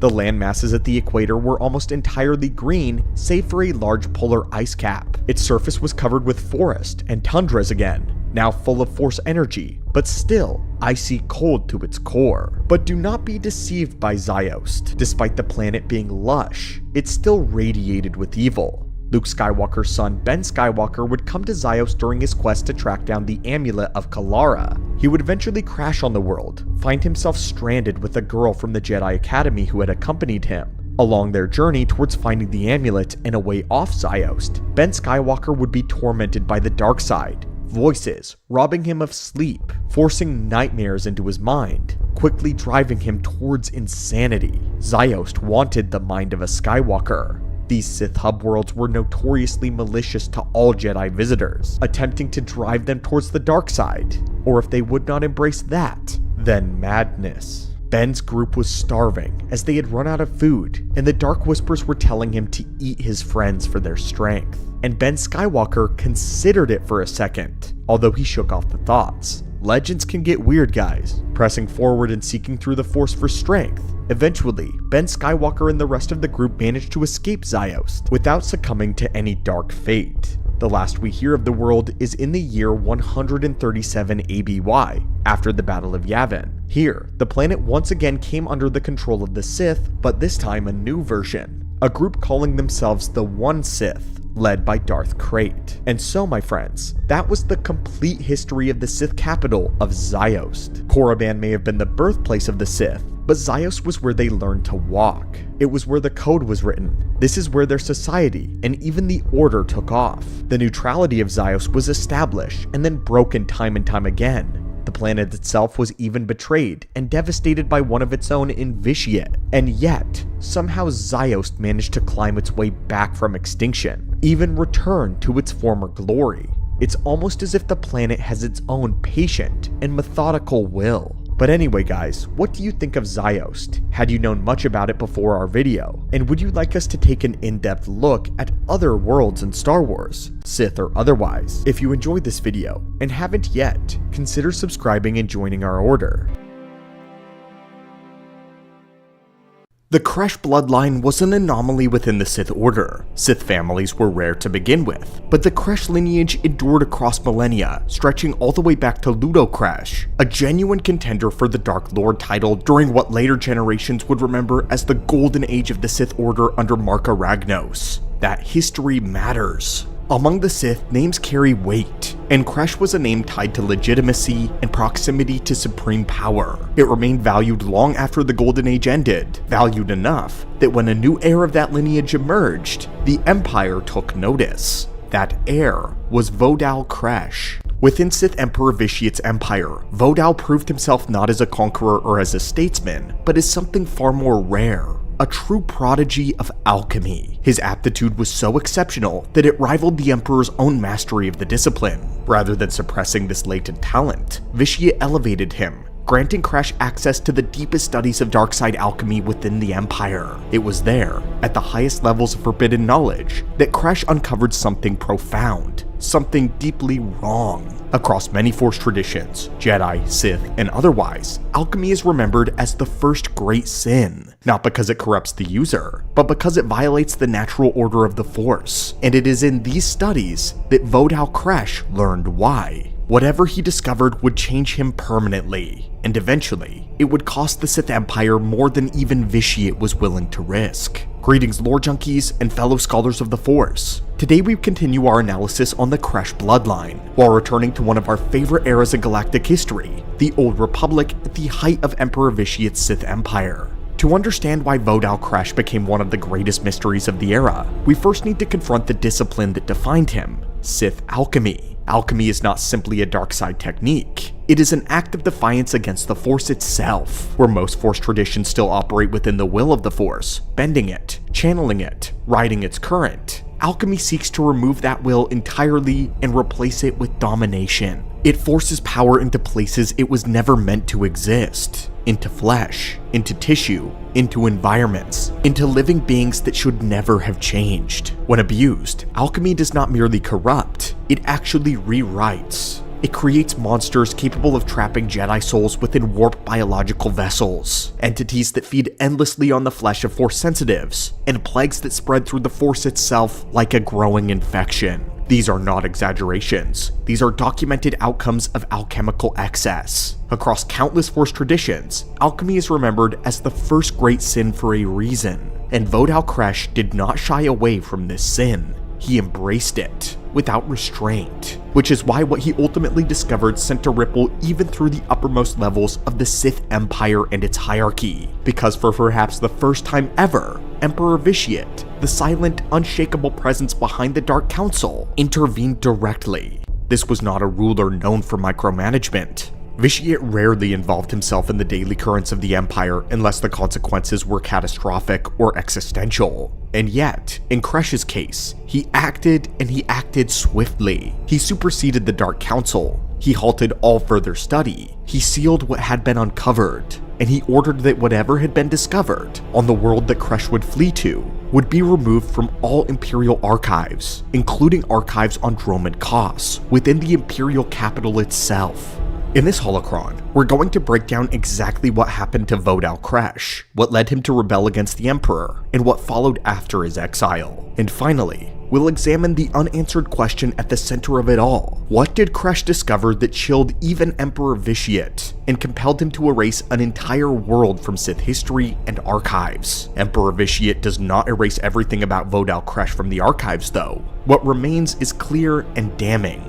Crash had gone utterly insane. The record states this plainly. His descent was not a sudden one. It wasn't even mysterious. Sith alchemy did exactly what countless Force traditions had warned that it would do. It altered him, and it altered him fundamentally, in the way that the Jedi had once claimed it would alter their own during the wars that would lead into the 100-Year Darkness, an era defined by betrayal, schism, and Jedi slaughter at Jedi hands. But Crash did not fracture quietly. The change in him did something more dangerous. Those around him followed and embraced him, but they did so for reasons uncommon for Sith. It wasn't out of fear, ambition, or promised power. They devoted themselves to him completely without question. His followers were willing to die for him, to abandon the Empire for him, to follow him anywhere and do anything he demanded. And it is this that caught the attention of Vitiate. The Sith Empire was built on control, on hierarchy. Vitiate was a master of mental subjugation. Loyalty within the Empire was enforced, conditioned, or extracted. Crash was not. His followers followed him voluntarily, and this chilled the Emperor. At first, Vitiate merely observed. He took note of the alchemical scientists working beneath him, of the growing devotion surrounding him, of the way influence seemed to radiate outward without command or coercion. Then came the moment that shocked even the Emperor. Crash did not attempt a secret coup. He didn't attempt to maneuver through intrigue. He didn't even hide what he was doing. Crash rebelled against the Emperor and the Empire openly and seemingly with zeal. Kresh declared his defiance against the Sith Emperor himself, and he did so knowing that he could not win. He made no claim to the throne, no promise of victory, but he did declare something more dangerous, that he was departing the Empire, and that he would be taking his secrets with him. Kresh fled into exile, departing Imperial space entirely, but what makes this moment so telling is what didn't happen next. Vitiate doesn't pursue him, he doesn't send fleets, he doesn't dispatch any assassins. Instead, the Emperor steps back,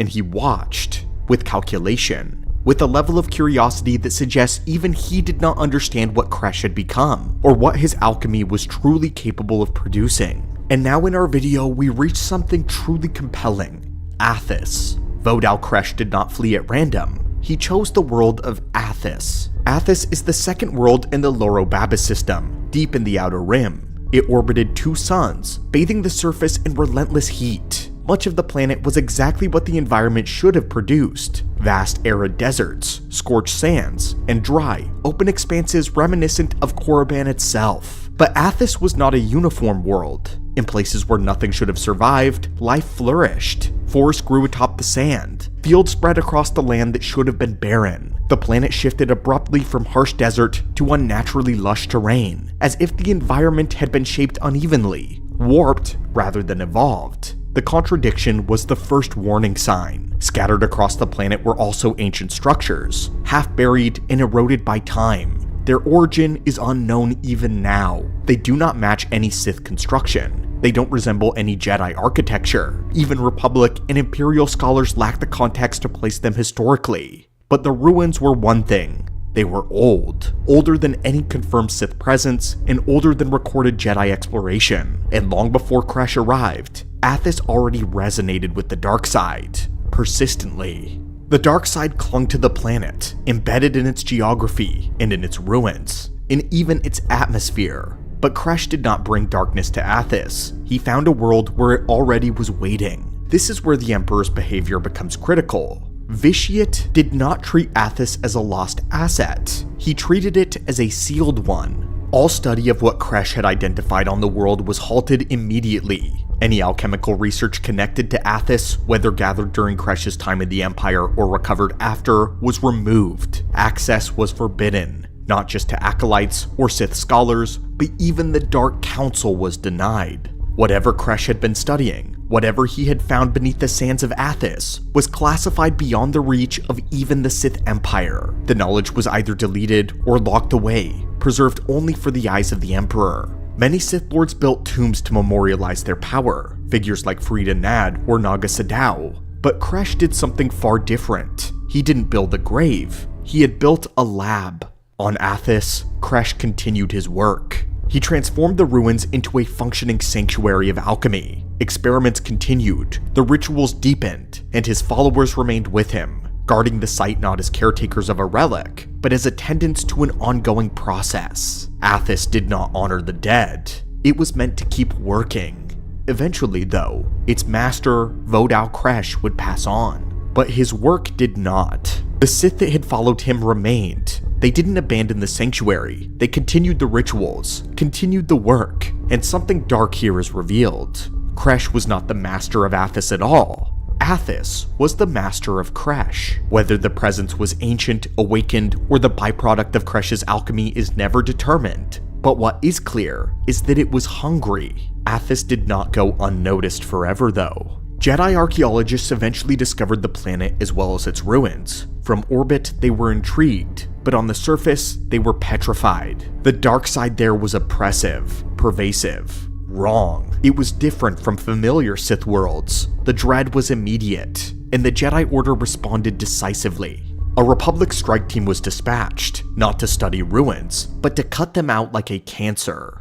The mission failed. The Jedi encountered the devotees of Kresh, those who had never departed the world, and they fought with an unnatural devotion. One Jedi was killed outright. Another survived long enough to retreat with Republic forces. In the aftermath, though, the Jedi Order made a calculated decision. Athos was remote. The cost was too high. More Jedi lives could not be risked. For the time being, the planet was to be left alone. But for one Jedi, the damage was already done. Chama, One of the Jedi survivors did not return to the Order unchanged. What Chama experienced on Athas shattered his sense of balance in the Force. The dark side he encountered there did not fade away, but it stayed with him. Chama entered a self-imposed exile that lasted over a century. Not one of shame, but out of necessity. He struggled to reclaim any sense of equilibrium after what he had experienced on Athas, after exposure to something that lingered far beyond him. By the time Chama emerged from exile, the galaxy looked much different. The Sith Empire had revealed itself.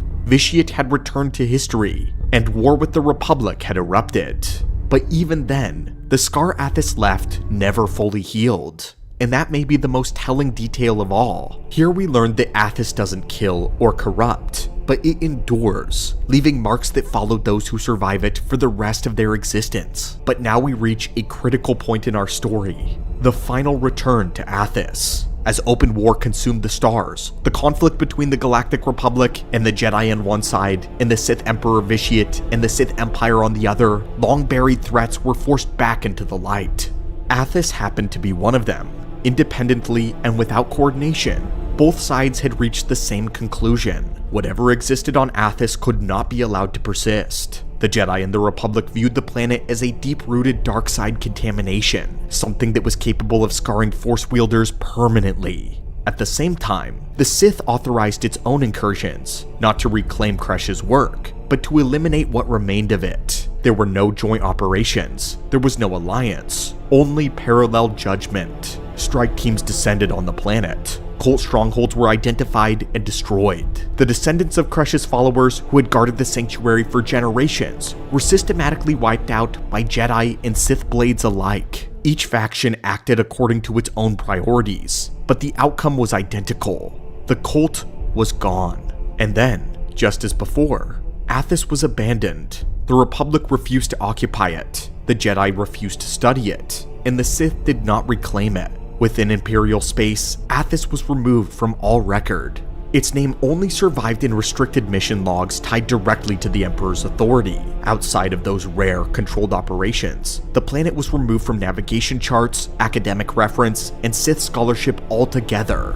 Athas was never conquered, it was sealed. And this brings us to the final and the most unsettling question of all. What exactly did Vodal Kresh find on Athas that convinced both Jedi and Sith to treat the planet as untouchable? There are two dominant possibilities. The first is that Kresh created something. Through alchemy, he may have produced a new manifestation of the dark side, something self-sustaining, fundamentally incompatible with Vitiate. Maybe not a weapon to be wielded, a condition that persisted, a presence born from ritual excess and alchemical violation, hidden away once its implications were clear.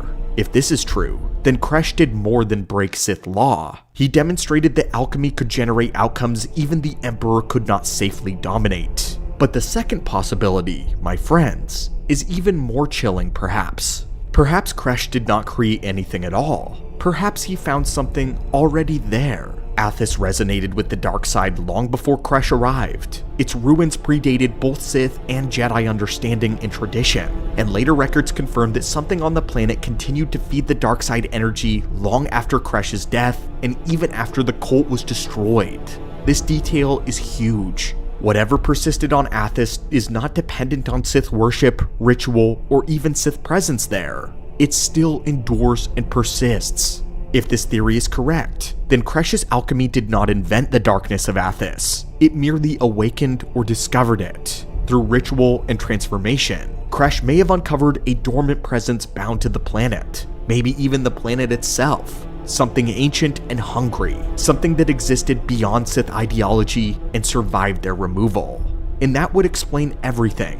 Why the Sith Emperor Vitiate did not reclaim the planet, why he suppressed Kresh's research rather than studying it, why he barred even the Dark Council from accessing these discoveries, and why both sides of the Galactic War ultimately chose destruction and abandonment over control. It was a liability, and even now, long after the Sith cult's eradication, long after the planet has vanished from archives and history, the record never states that the darkness on Athas was destroyed, only that it was left alone. If something still endures there, feeding, waiting, then Vodal Kresh was not merely a mad Sith alchemist. He may have been the first to uncover something the galaxy was never meant to find, and the most powerful Sith in history decided the only winning move was to bury that discovery forever. And so, friends and fellow Force sensitives, what do you think of Vodal Kresh's discovery? And why did Vitiate deem it necessary to erase the knowledge from his own archives? It's a rare question for Star Wars lore. Not many stories end with the most powerful Sith in history choosing silence over control and power. Even fewer involve an entire bloodline that the Sith Empire could never fully absorb, yet could never fully ignore either, because once again, the Kresh family stands apart. Throughout history, they are acknowledged for their power, but they also seem to operate alongside the Sith rather than within it, at least the wider Empire at times. From the rivalries of the Ancient Era, tensions surrounding Ludo Kresh and Naga Sadow, the Kresh family endures. Vitiate even took one of Kresh's descendants as an apprentice, only to secretly mold her into something worse. Never a partner, never a successor, but simply another flesh puppet to be controlled, as one of what he called his children. It paints a picture of a family the Sith respected, but never fully trusted. There are stories throughout the Sith Empire that sound far more like myth than they do history. Tales of ancient warlords who bent the galaxy to their will, of kings and gods born of the dark side itself. There is one story though so unthinkable that most believe it is exaggerated. It is a story of a child born to no great house who became the ruler of an entire world before he ever reached his teenage years. His name was Tenebrae, a boy of black eyes and perfect silence. And by 13, he had conquered everything that he knew. This is one of the most haunting beginnings in all of Star Wars legends. The rise of the child who would become Vitiate, the Sith Emperor, and eventually Valkorion, the immortal god of domination. But before he was any of those, he was just a boy, and his world learned what happens when the dark side gives birth to something extremely unnatural. Today, we will be covering and documenting the entire origins of the most evil and most powerful Sith Lord in all of galactic history. We often speak of him as Vitiate or Valkorion, already an emperor, already a man reaching for godhood.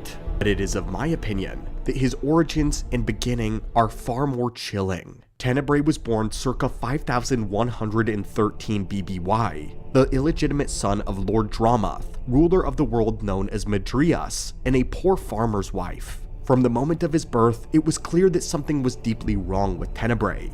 His eyes were black as the void. He never cried. He never smiled. Animals fled from him. The air around him was described as heavy. Even by Sith standard, he was strange. He was only a child, but the Force did not flow through him naturally. Rather, it obeyed. By 6 years old, his stepfather had begun to suspect that the boy was not his own. When Tenebrae's mother admitted that the child's true father was the Sith Lord Dramath, the farmer attacked her. From the corner, from the shadows, the boy didn't act, he simply watched quietly. And then he simply thought, and the farmer's neck snapped. Tenebrae stood over his stepfather's body. He didn't move. He didn't cry. He didn't even breathe heavily. He had felt the Force respond so quickly, in an instant, and he understood what it was. This was power and control. Then in an act that would define his nature forever, Tenebrae turned on his mother, not in anger, but in pure curiosity. He tortured her with the Force for months, keeping her alive only in a state of agony, studying her pain like a scholar. And when there was nothing left for him to learn, he snapped her neck as well. Word of this boy spread quickly through the northern reaches of Madrias. Tenebrae began walking into villages alone. He didn't need armies, and here he only spoke and people obeyed. He could bend entire crowds to his will, commanding them to kneel, to fight, to even die. When those who resisted attempted to kill him, to usurp his control, he used their fear to make them destroy one another. By 7, he ruled his first settlement. By 9, he ruled over dozens of settlements and thousands of slaves. His legend and his power grew with every life that he crushed. He seemed to feed on the pain, on obedience, on pure domination. and the dark side bent itself to his will and his whims. Tenebrae became renowned for his public spectacles, executions that lasted for days, not for punishment, but simply to feed his curiosity, to draw power from the dark side in its purest form, in agony and in pain. With this, he grew emboldened, passionate. To the Sith, the dark side was a fire. It was chaos, emotion made manifest, pure, holy even. But to Tenebrae, it was different. It was cold. It was always silent. It was hungry. He was the dark side made void. Eventually, rumors of a child ruler reached the Sith Lord Dramath himself, the ruler of Martynas, the man who had unknowingly fathered him. When the massacres could no longer be ignored, Lord Dramath personally rode to the northern continent to see the truth for himself. He found the child waiting, as if he already knew that he would be there. Tenebrae revealed who he was, and then, with barely a gesture, stripped his father of the Force. He didn't just kill him, he emptied him, severed him from the power that had defined him and defined any great Sith Lord. This left him broken and insane. And then, with no emotion, he ended his father's life. At 10 years old, Tenebrae had destroyed the Sith Lord of his world. Over the next 3 years, Tenebrae expanded his control until every city, every fortress, every noble house, and every humble hut bowed before him. Those that defied him were erased. Those who submitted became hollow-eyed servants, their will overwritten by his. He was not a ruler of armies, he was a ruler of minds. He controlled thousands at once, puppeteering them like extensions of his own body.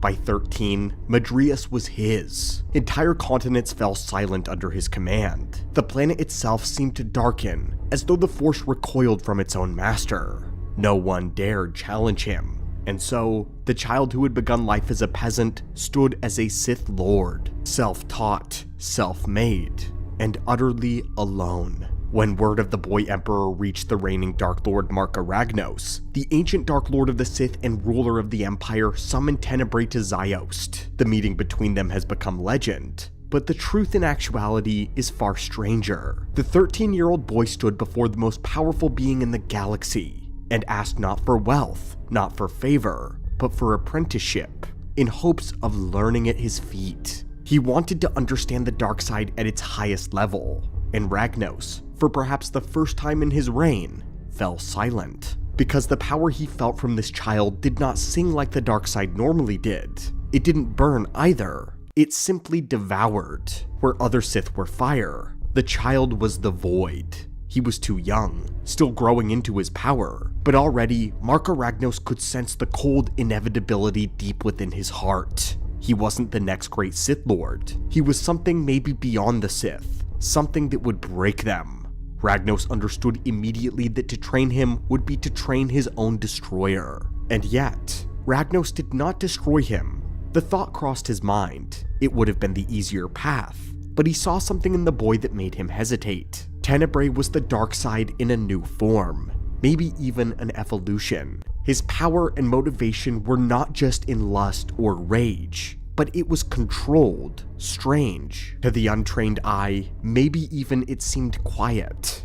To kill him would mean to defy the will of the Force. So Ragnos did something few Sith would have. He showed mercy, or perhaps strategy. He granted the boy his father's title, dominion over Martynas. He renamed the world Nathema, and bestowed upon Tenebrae the name Vitiate, a word that meant to corrupt or to make impure. It was an acknowledgement of his power, as well as a form of exile. Marka Ragnos, the unifier of the Sith, had just sent away the greatest threat to their future, cloaking it in honor. Many Sith scholars remembered that moment as the day the galaxy was spared, but in truth, Ragnos' decision may have doomed it, because Vitiate learned from Ragnos and twisted his example. Where Ragnos unified the Sith to preserve them, Vitiate would one day unify them to consume them. He would take the dark side Ragnos had nurtured and devour it whole. And though he would nearly annihilate the Sith species in the process, he would also lead them, centuries later, to this strange, hollow salvation, bound to him, immortal.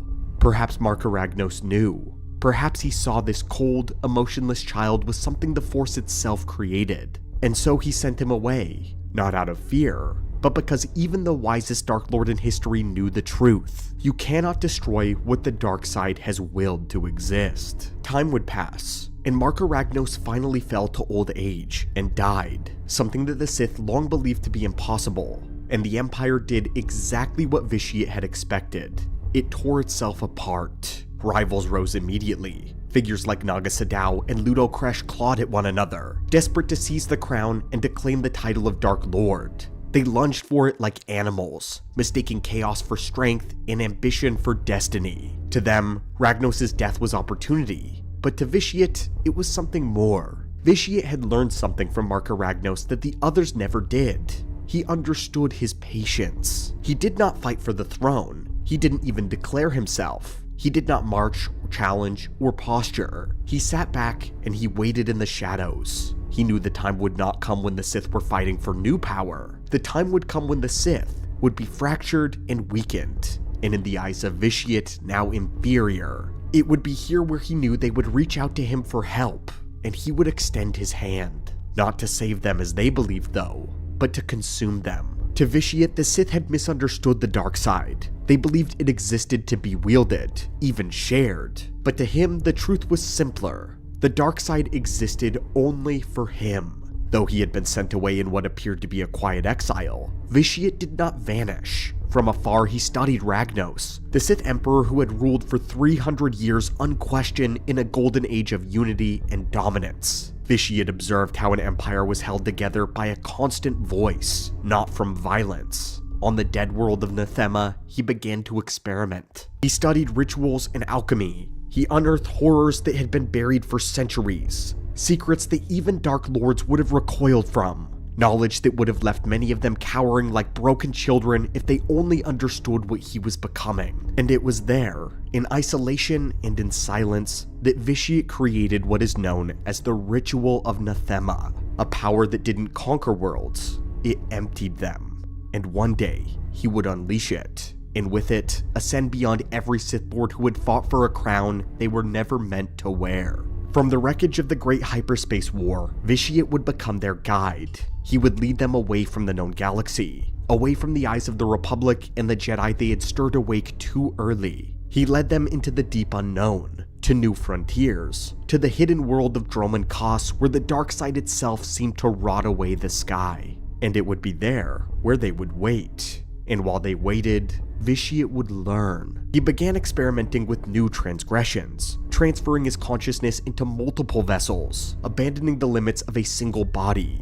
Flesh was no longer something to inhabit, but something that he needed to discard to transcend. The Force was no longer something to channel or obey, but something to control, something he believed that he owned. On the world of Dromund Kaas, he built councils and hierarchies. He shaped the Sith into an empire that existed in shadows rather than with open banners. They spread in secrecy, quiet, relentlessly, an illness growing in the veins of the galaxy. The Republic did not notice. The Jedi did not sense it. Not until they were too dangerous. Not until it was too late. And yet, even as the Empire grew, Vitiate withdrew. He chose a different path from Marka Ragnos. He did not rule as a visible emperor. He would not sit on a throne or command through presence and fear. Kings and empires were temporary things, fragile things. Instead, Vitiate stepped away from the crown. He focused on something he believed was greater. He would move beyond emperors, beyond the Sith themselves. He would pursue the final evolution of the dark side, not rulership, but true transcendence. He would become what he believed he was destined to be from the moment that he opened his black eyes, a god. But do not forget where our story began. It did not begin with a throne or a new empire, not in the halls of Ziost or the academies of Korriban. It began in a quiet hut on a forgotten world once called Madrias, among warrior-like tribal people living on the fringes of Sith space. A place no Dark Lord ever bothered to watch. A place no one of importance ever thought twice about. It was there. A child was born with eyes dark as the void. Born from a lie. Born of deceit. An accident by the standards of the galaxy. But not by the standards of the dark side. To the Force, Tenebrae was chosen. A true contender for the Sith Ari. The chosen one. Not a savior, but a destroyer. the most dangerous and powerful Sith born since the reign of the Ancient Kings, since the eras of Ajunta Pao and King Adis. No prophecy announced him, no council recognized him, and no empire ever prepared for him. And yet, in that humble village, far from the attention of the Sith and the Republic alike, the galaxy's greatest threat was quietly born, and born in blood. And that, my friends, is the entire origin of Darth Vitiate. The thing that I've always loved about Tenebrae is that he seems to have been born already knowing exactly what he wanted. He didn't just want power, he wanted complete ownership.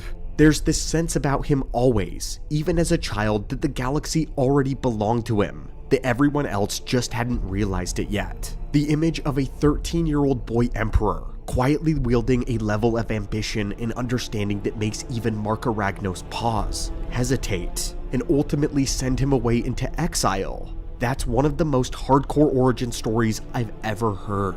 Darth Vitiate never fell. He was never corrupted. It's not some great tragedy. It's a straight line. From the moment he was born to the moment he was finally destroyed, his spirit torn apart forever, Tenebrae never wavers. The goal is always the same. The belief is always the same. Everything else to him is a tool, a resource, a plaything to experiment on and discard when it no longer serves him. Even the Force. And that is why, for the entire Old Republic era, Vitiate is not just another Sith Lord. He's the shadow behind all of them.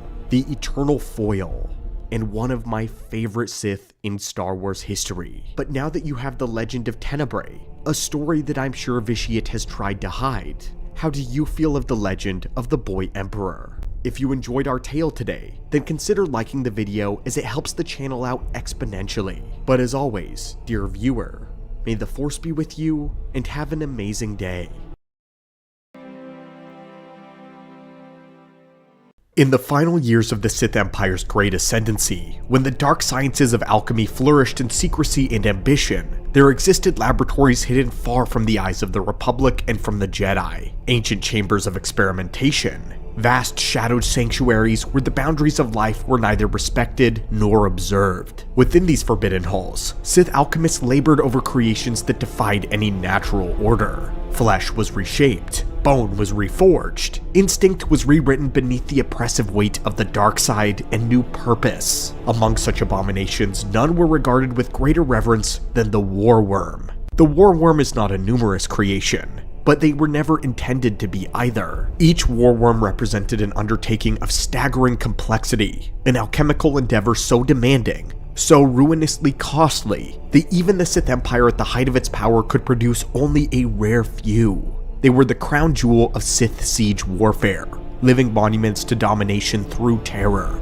Their bodies were colossal beyond proportion, vast coils of alchemically reinforced muscle encased within layers of impossibly dense, mineral-hardened flesh. Their hides bore the appearance of armored stone rather than organic tissue, surfaces that absorbed and diffused energy with unnatural resilience. Blaster fire scattered harmlessly. Conventional weapons were futile. Even the Jedi's most iconic instrument of war, the lightsaber, struggled to find its mark against such monstrous biology. Energy blades that cleaved through durasteel and severed limbs with surgical precision faltered against the worm's impenetrable hide, their incandescent arcs carving only shallow wounds across the flesh engineered specifically to endure it. To confront a war worm was to confront something the Jedi Order had scarcely imagined was possible.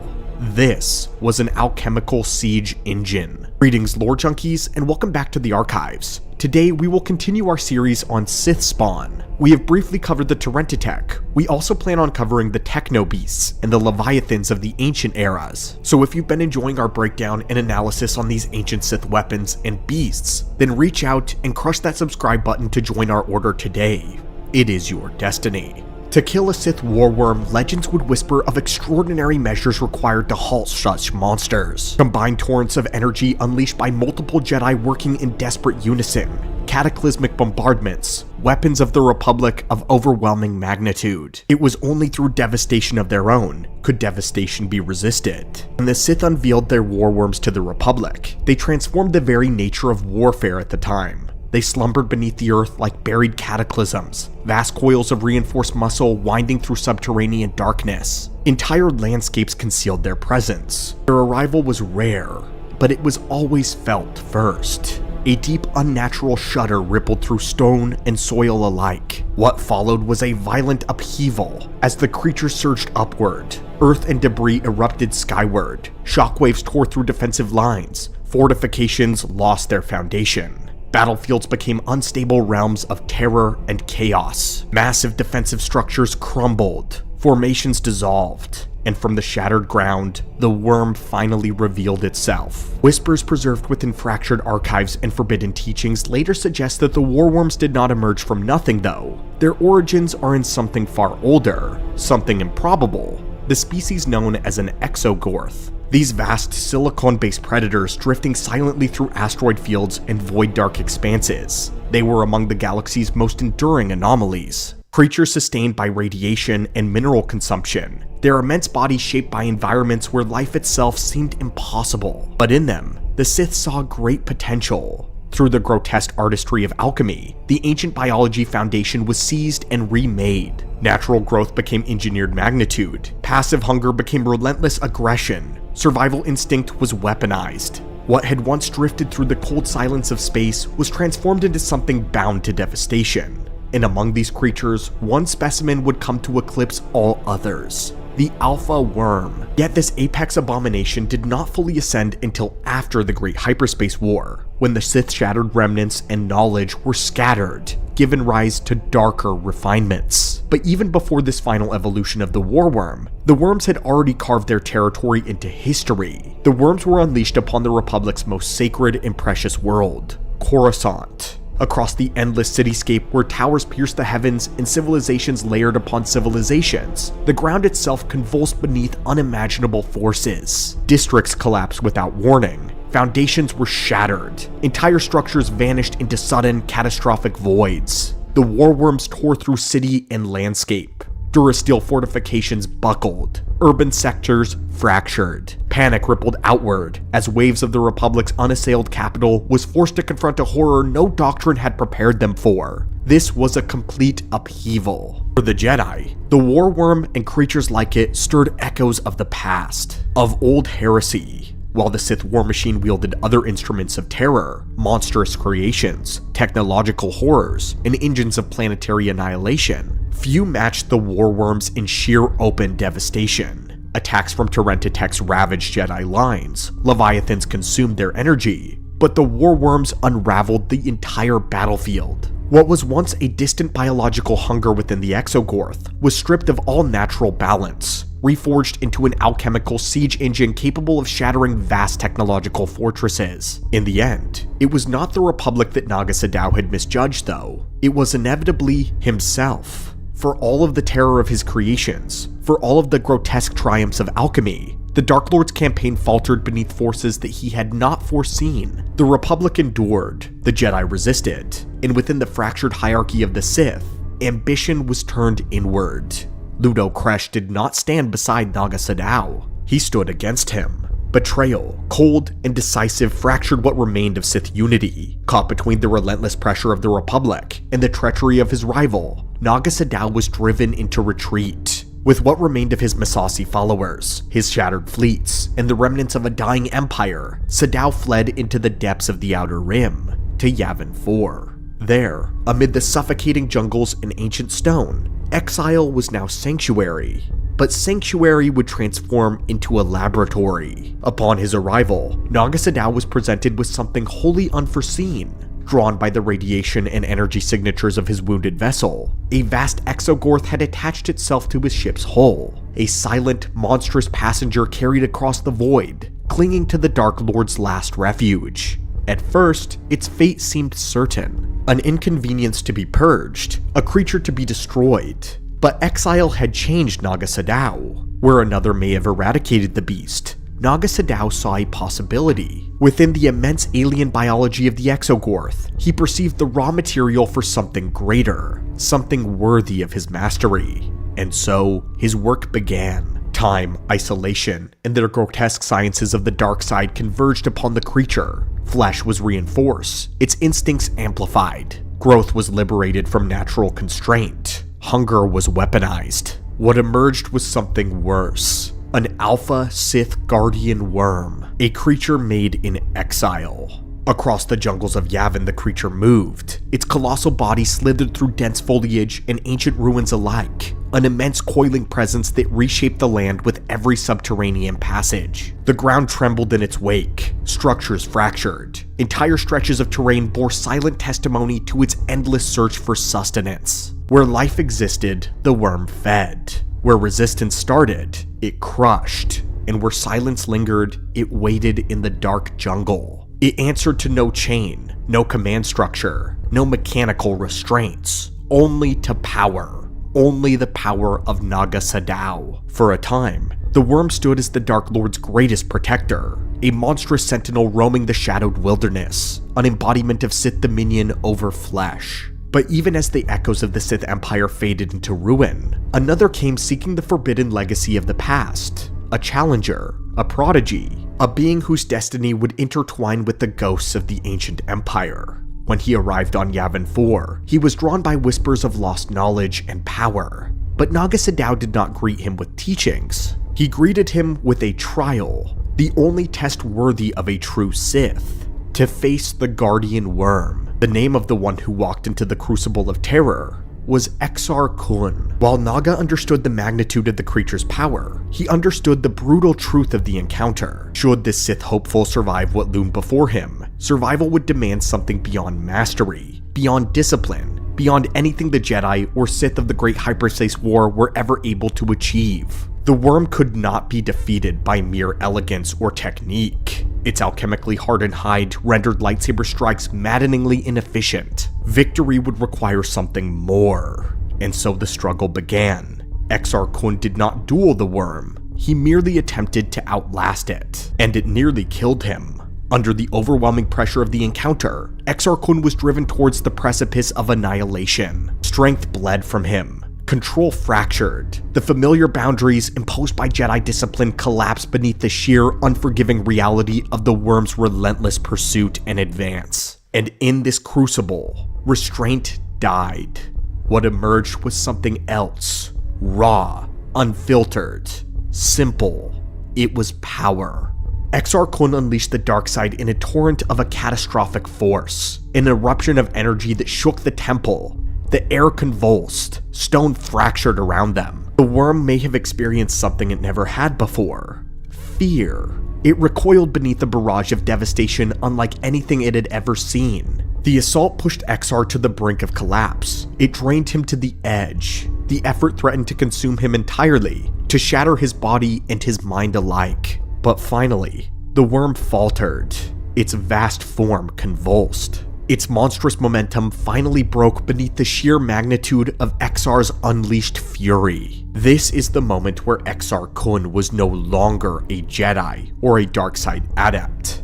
Exar Kun proved himself Sith. The Guardian Worm lay in ruin, and in the wake of this impossible victory, Exar turned not only against the beast, but also against its creator. Believing he had conquered the Dark Lord's greatest weapon, Exar Kun would soon cast down the spirit of Naga Sadow himself, severing yet another remnant of the ancient empire. But now that we've covered its story, let's take a look at its anatomy. Its elongated subterranean adapted body is comprised of vast coils of crushing muscle, capable of generating catastrophic force. Vehicles crumble, terrain fractures, and the creature does not simply traverse any environment, but it actively reshapes it. At the forefront of the organism lies its most horrifying adaptation though, the maw. Its mouth is vast and circular, lined with concentrated rings of serrated teeth, each layer moving with mechanical precision. Prey drawn inward is subjected to overwhelming pressure. Its feeding behavior is relentless. It is driven by alchemically amplified predatory instinct. The warworm consumes virtually anything in its path, from organic matter to metallic structures, living beings. Its hunger is not selective or strategic, but it is constant. Nihilists would love these things. The unrestrained biology drive is precisely what renders the warworm one of the Sith's most devastating weapons. Unlike the Sith fleets, it can't be reasoned with. Unlike any soldiers, it won't be demoralized. Unlike machines, it cannot be disabled, but it only advances. It is a trump card, made to break stability. Perhaps most remarkable, though, is the creature's resilience. It is extremely durable. Damage that would annihilate lesser organisms merely slow it down. To fight a warworm is to engage in a battle of attrition against something designed explicitly to outlast. The worm is among the most difficult Sith spawn creations ever engineered. The only thing more difficult than creating a warworm is killing one. For Sith, they are the apex of biology, living siege engines, engines of war, manifestations of destruction. But the warworm is only one of the expressions of this dark art. Beyond it existed creations of even greater scale, even greater terror for Jedi. Creatures designed not to devastate battlefields, but to break worlds. Next, we plan on covering the Sith Leviathans. So if you enjoy our documentation on the warworms and other Sith spawn, be sure to like this video and suggest other creatures in the comments below. We aim to explore countless monstrosities born from Sith corruption and alchemy. The world of Coruscant is considered the center of the galaxy for a reason. It rests on a fulcrum of several key hyperlanes, and is home to trillions of beings, all of whom live within the city that is entirely covering the planet's surface. Coruscant is often perceived as the further one gets away from the world, the less developed the worlds become. But this couldn't be farther from the truth. It's a mistake to believe that Coruscant was the only ecumenopolis in the galaxy. An ecumenopolis is a planet covered by a city which has multiple layers, but there was another one just like Coruscant that existed in the Outer Rim. In today's data logs, we are going to be exploring the planet of Terminus, a world once considered to be the Coruscant of the Outer Rim. But while some think the capital of the Republic is difficult to live on, they should consider themselves extremely lucky that they didn't grow up on Terminus. It was rife with civil unrest, rampant speciesism, crime, and deadly disease, all building karma that would eventually culminate in it being crushed into powder by the Sith. So make sure your blaster and your medkit is handy, because we're descending into a planet that makes Coruscant look like a utopia. Terminus lies on the Outer Rim in a system by the same name. The planet rested on two very important hyperlanes, the Hydian Way and the Mandalorian Road. The Hydian Way was a route that stretched unbroken from the galactic north all the way to the galactic south, linking together a string of very important worlds. The Mandalorian Road was a short stretch from Mandalore that passed all the way through Terminus and made it to the world of Coruscant. This was integral in the formation of the full length of the Hydian Way. With these two hyperlanes, this made Terminus an extremely valuable location on the galactic map. However, it was settled relatively late in comparison to the other worlds, and it wasn't until sometime in the Mandaron period, which was the Republic history from 7000 to 5000 BBY, that the settlers first arrived on the world of Terminus. The original settlers were human, though their origins are completely unknown, and upon first landing, they colonized the planet and built a city underground at first. The original city became something of a legend to future inhabitants of the planet, as they began to call it the Promised Land. At this point, the world of Terminus was largely covered by trees, vegetation, and oceans, making it full of life with plenty to eat. They would eventually become governed by the Terminus Civil Authority, which quickly began construction on a gigantic city. They were aware of the important place in the hyperlane and wanted to take advantage of this as soon as possible. And by the year 5100 BBY, the landmass of Terminus was eclipsed by a gigantic city. This would be the first of 4 layers that would eventually make up the Ecumenopolis. Unlike Coruscant, which had thousands of levels, Terminus had less time to develop, and so it had 4 distinct levels. This very first one was the surface, and would eventually become known as the Undercity, the underground promised land which separated the rest of the city by large, sprawling sewer systems. In the year 4600 BBY, population continued to spread, and so another layer would be built, soon becoming the Lower City. Only 200 years later, the Middle City would be built on top of it, with the Ecumenopolis capping out in the Upper City in around 4300 BBY. By this time, the Promised Land was completely abandoned and was gradually becoming forgotten. By now, the entire landmass had been buried by steel and duracrete, and the Terrasins were unable to keep any sort of livestock or crops on the world. As a result, they became dependent on their oceans, using kelp as their main source of food.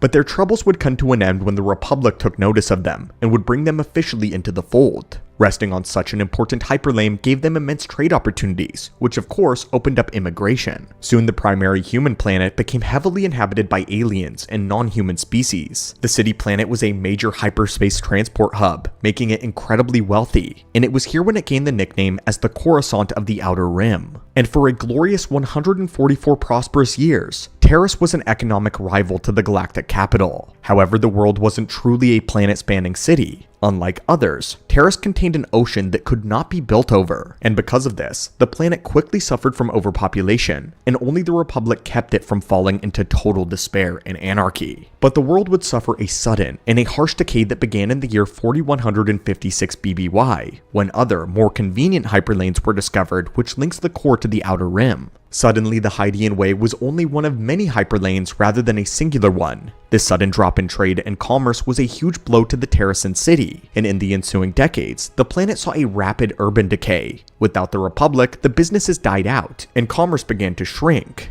To maintain the planet's economy though, Taris turned to industry, switching to a new, cheaper power source, but this produced toxic waste as a byproduct, thus slowly polluting the once pristine ocean. In just a century, the kelp farms and most of the marine life, which Taris greatly depended on, was completely destroyed. Crime began to sweep as residents began to clamor for a way to keep their lives going. And at some point, an unknown event would see the introduction of the Rakghoul plague in the Undercity. Rakghouls are horrific flesh-eating creatures that were created by Sith alchemy. They are one of the oldest diseases of the Sith, being among one of its first inceptions. One of the original 12 Dark Jedi, Carnus Mur, is attributed with the Rakghoul's creation. These mindless troglodytes are aggressive and actively seek out other sentients to kill and consume. A single bite or a scratch from one of these creatures will infect the sentient, no matter the species, and eventually, they will become a Rakghoul. It is a rapid and a painful process. A cure would eventually be synthesized, but it only worked up until a certain point. Once someone turned into a Rakghoul, they were now beyond help.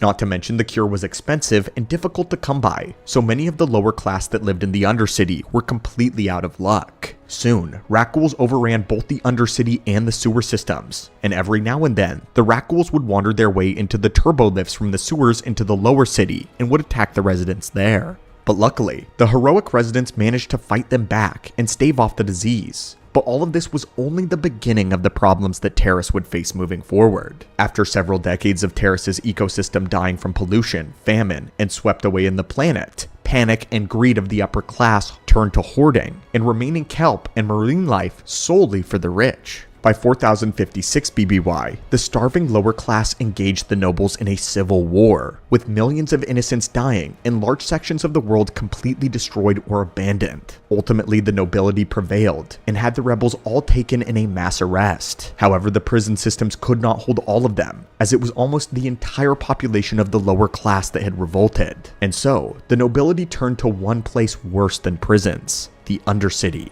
This began the tradition of banishing all lawbreakers into the Undercity, unable to return to the surface under threat of death. And that extended to not only criminals, but also to their children and their future descendants. This bred an entire civilization of people in the Undercity calling themselves the Outcasts. They built a village, but suffered from starvation, Rakghoul attacks, and infections. All hope for them was lost, save for the prevailing legend of the Promised Land. Many who had rebelled during the Terra Civil War were non-humans, which then created a massive prejudice against alien species in the upper levels. It got so bad that they banished all non-humans to the middle and the lower cities. No aliens were allowed to enter the upper levels without a permit under direct threat of punishment. And Terra society was so bad that it pretty much was impossible to ascend to success out of anyone's social or economic class. Their only hope was to work hard to eventually save up enough money to leave the planet altogether. The remaining kelp, along with the remaining oceanic fauna, was consumed to extinction by the Terrasan nobles, after which they were forced to rely on imported food entirely. Naturally, all of this gave the planet a bad reputation to offworlders no matter what species. And in the years leading to the Mandalorian Wars of 3964 BBY, crime became the main government of the lower city. No police ever went down there, and justice was purely theoretical.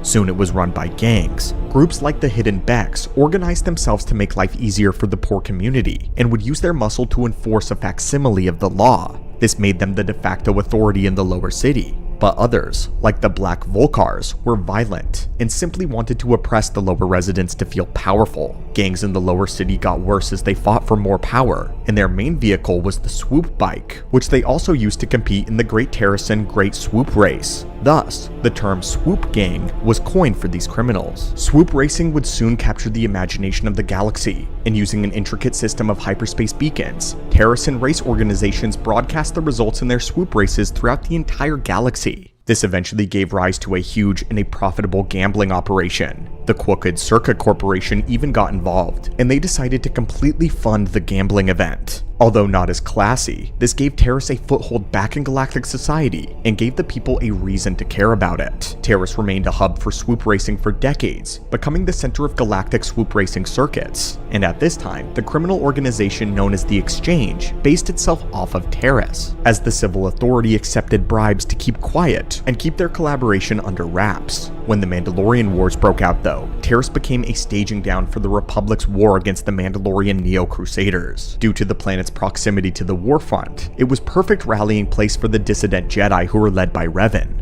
The Mandalorians fought hard for control of Terrace, even managing to dissolve the Terrace civil authority, driving the Exchange off of the world. In this power vacuum, crime swelled to unbearable levels below. This caused the Lawson Industries, a mining company which employed half of the planet's lower class in its operation, to completely and finally abandon Terrace. This left millions unemployed, as rioting began as the government completely collapsed, even spreading up into the middle levels, setting the entire section of the skyline on fire and kidnapping the planet's senator. But things were about to get worse. Due to the political anarchy, the Jedi based on the world were recalled to the temple on Coruscant, abandoning Terrace to their horrible fate. And with that, Terrace was also largely abandoned by the Republic military as well. Without the protection of the Jedi and the Republic, the planet was taken by the Mandalorians. The criminals, the Hidden Beck swoop gang, formed an underground resistance against the Mandalorians though, and would fight in the Republic's stead for the remainder of the war. Once the Neo-Crusaders were defeated at the Battle of Malachor V, those that were still occupying Terrace were ejected from the planet, and soon, the criminal exchange of the Circuit Corporation would successfully retake Terrace. Things would completely turn around during the Jedi Civil War, when Malak's Sith overran nearly the entirety of the Outer Rim, leaving Terrace as the last valuable planet in the region still under Republic control. This reinvigorated interest in Terrace again, and a small Republic force was stationed there. In 3956 BBY, the Republic managed to make a stand on Terrace, and the ship known as the Endar Spire soon arrived to the planet to bulk up the existing garrison. Several important members of the Republic war effort were on board this ship, including Cartha Onasi, Jedi Knight Bastila Shan, and Revan.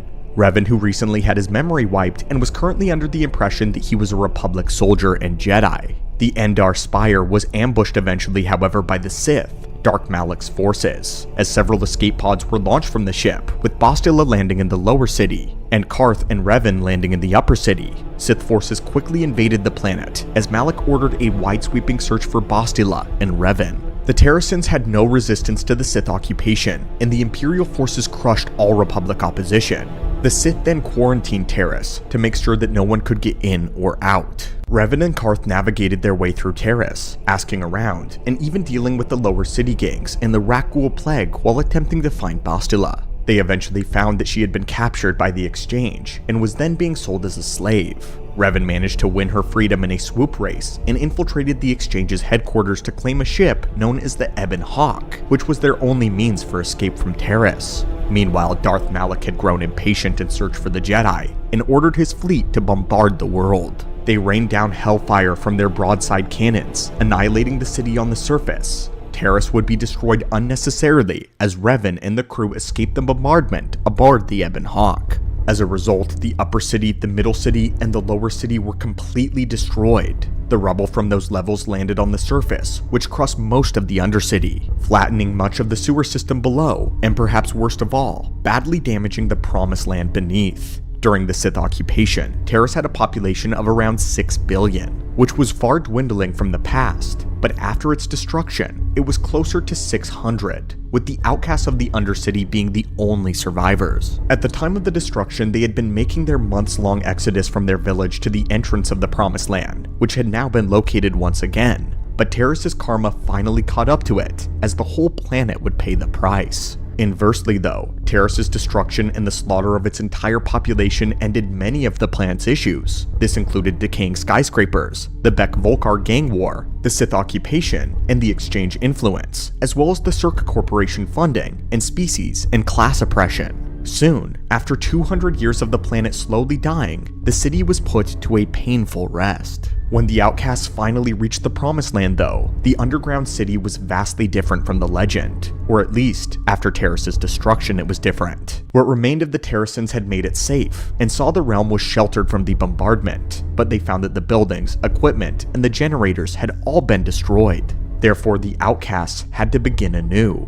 And while this was difficult, they had survived the bombardment, the attack that had killed billions. However, many generations had passed since then, and they kept memories of this terrible apocalypse. The cure to the Rakghoul plague that Revan had discovered was enough to protect the first few generations, but after the Rakghouls evolved to a new advanced level, it was obvious that the serum became useless. And to make things even worse, babies were no longer born immune. Not only this, but the Rakghouls began learning to use weapons, even blasters, and some became sentient. The sole group of survivors eventually renamed themselves the Terracinians. The outcasts returned to the surface, hoping to rebuild their world from scratch. But this too was in vain. They continued to die out on the surface from starvation, disease, and Rakghoul attacks. In the last surviving recording, it was mentioned that the last generation had lived with almost no information about what their world was before. They didn't even know what had brought them there. And soon, hundreds of them now only numbered 12. And one by one, they quickly dwindling to the point where not a single human remained alive. This was largely due to toxic waste in the water that they were drinking from, which resulted in their extinction like the rest of the planet's population many years later.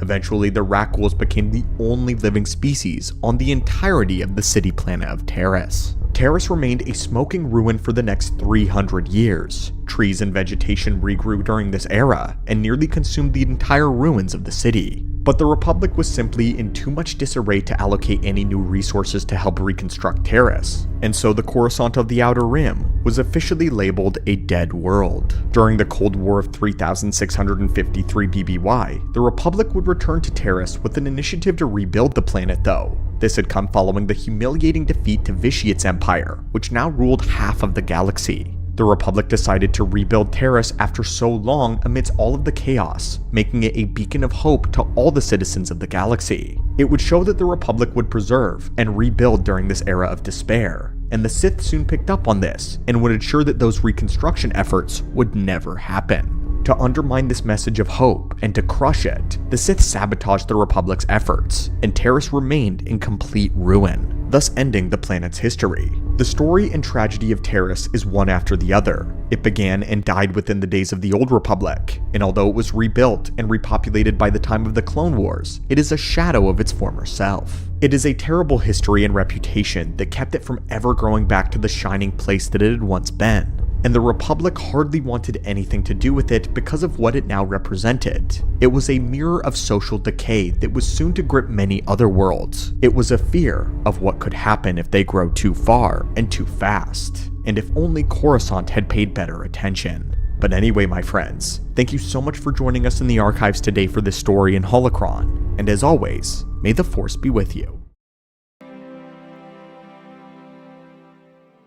There are places in the galaxy where history lingers, worlds where the past is not merely remembered but imprinted, burned into the very soil, whispered by every shadow, carried on every storm. One such place is a city, not Coruscant, the shining heart of the Republic, not Korriban, the ancient tomb world of the Sith, but a metropolis raised in secret, shrouded in eternal storms, and forgotten for centuries. Kas City. Once it was the greatest Sith capital ever built, a dark reflection of Coruscant itself, a functioning metropolis of millions where Sith Lords ruled openly, where citizens lived and worked beneath the watchful eye of the Emperor and his Dark Council, and from its spires, fleets were launched, armies were raised, and wars were planned and won that would shake the very balance of the galaxy and the Force. And yet today, Kas City is nothing more than ruins. It stands as a symbol of both the power and the fragility of the ancient Sith. A city that rose from desperation, thrived in secrecy, and fell into silence, not conquered by any Jedi, not burned by the Republic, but undone by the very forces that created it. To understand Kas City is to understand the nature of the Sith, their endurance, their brilliance, their cruelty, and their inevitable self-destruction. In this exploration, we will trace the city's entire arc. First, the odyssey that brought the shattered Sith survivors to a forgotten colonial world, and the dark rituals that transformed it into a fortress of storm. Then, the rise of the city itself, a sprawling metropolis that reveals the Sith society and what it would look like at its height. And finally, its fall to ruin, a haunting reminder that even without Jedi intervention, the Sith will always turn their greatest creations to dust. The Odyssey and the Exile. The story of Kas City begins not in triumph, but in ashes. The Great Hyperspace War ended not in a stalemate, not in an uneasy truce, but in annihilation. The Republic, victorious after a desperate struggle, vowed that the Sith would never threaten them again. The Jedi too saw no reason to show mercy now. What followed was not a retreat or an exile, what followed was a purge. The combined forces of the Republic and the Jedi descended on the Sith homeworlds. Korriban, Ziost, every colony that they could reach. Entire cities were razed. Populations numbered in the millions were slaughtered. Monuments and temples that had stood for centuries left in ruin. It was one of the greatest genocides in the history of the galaxy. And for the first time, the Sith were not predators, they were prey. It is often described in broad strokes that the Sith fled or went into hiding. But the truth is far more brutal. They were hunted, their ships pursued into deep space, their strongholds rooted out and destroyed one at a time. Sith who lingered too long on a world were exterminated, their bloodlines severed, their knowledge lost. For the first time, the Sith were not merely weakened, they were truly beaten. Yet even in defeat, the Sith would not yield. From the ashes rose one figure who would reshape their destiny, Tenebrae, the Dark Lord who would later become known as Emperor Vitiate. More than any other Sith, Vitiate understood that survival required patience. Where others would have scattered, hiding in small enclaves or seeking revenge in futile strikes, Vitiate had a vision of consolidation. He gathered the survivors, drew to those who would follow, and commanded them to abandon what remained of their broken empire. This was not the proud Sith march of old, it was a flight into the unknown. For 20 years, the shattered remnants of the Sith undertook a desperate odyssey across the galaxy's uncharted frontiers. The journey was a brutal one. Treacherous hyperspace lanes shredded ships as they navigated paths no one had charted in millennia. Beasts of impossible scale lurked in the void, preying on stragglers. On world after world, the Sith attempted to establish footholds, only to be discovered and hunted again by Republic forces still scouring the galaxy for any survivors. Every step of the way, their numbers dwindled. The Sith, once feared for their unrelenting power, found themselves constantly on the edge of extinction. They had always believed in their destiny to dominate, but for those 2 decades, their only destiny was now survival. And then they found it. A world long forgotten. A fragment of their ancient empire lost to memory. Dromund Kaas. The Forgotten World. In the ancient empire, Dromund Kaas had been nothing more than a colonial holding of the old Sith Empire. It was not sacred like Korriban, nor central like Ziost. It was a frontier outpost, a source of resources, and pretty much little else. When the Republic crushed the Empire, Dromund Kaas was abandoned, and its hyperspace routes obscured. In the centuries that followed, it slipped deeper into obscurity, erased from galactic memory. To the Sith exiles, its obscurity was its greatest strength, remote, hidden deep within the treacherous space. Dromund Kaas became the perfect sanctuary. Here, Emperor Vitiate declared that the Sith would rebuild. The survivors descended into the jungles of the world and established a small settlement there. At first, it was little more than a refugee camp, a desperate effort to endure. But Vitiate was not content with mere survival. He was shaping not only a refuge, but the foundation of a reborn empire. But next came the corruption.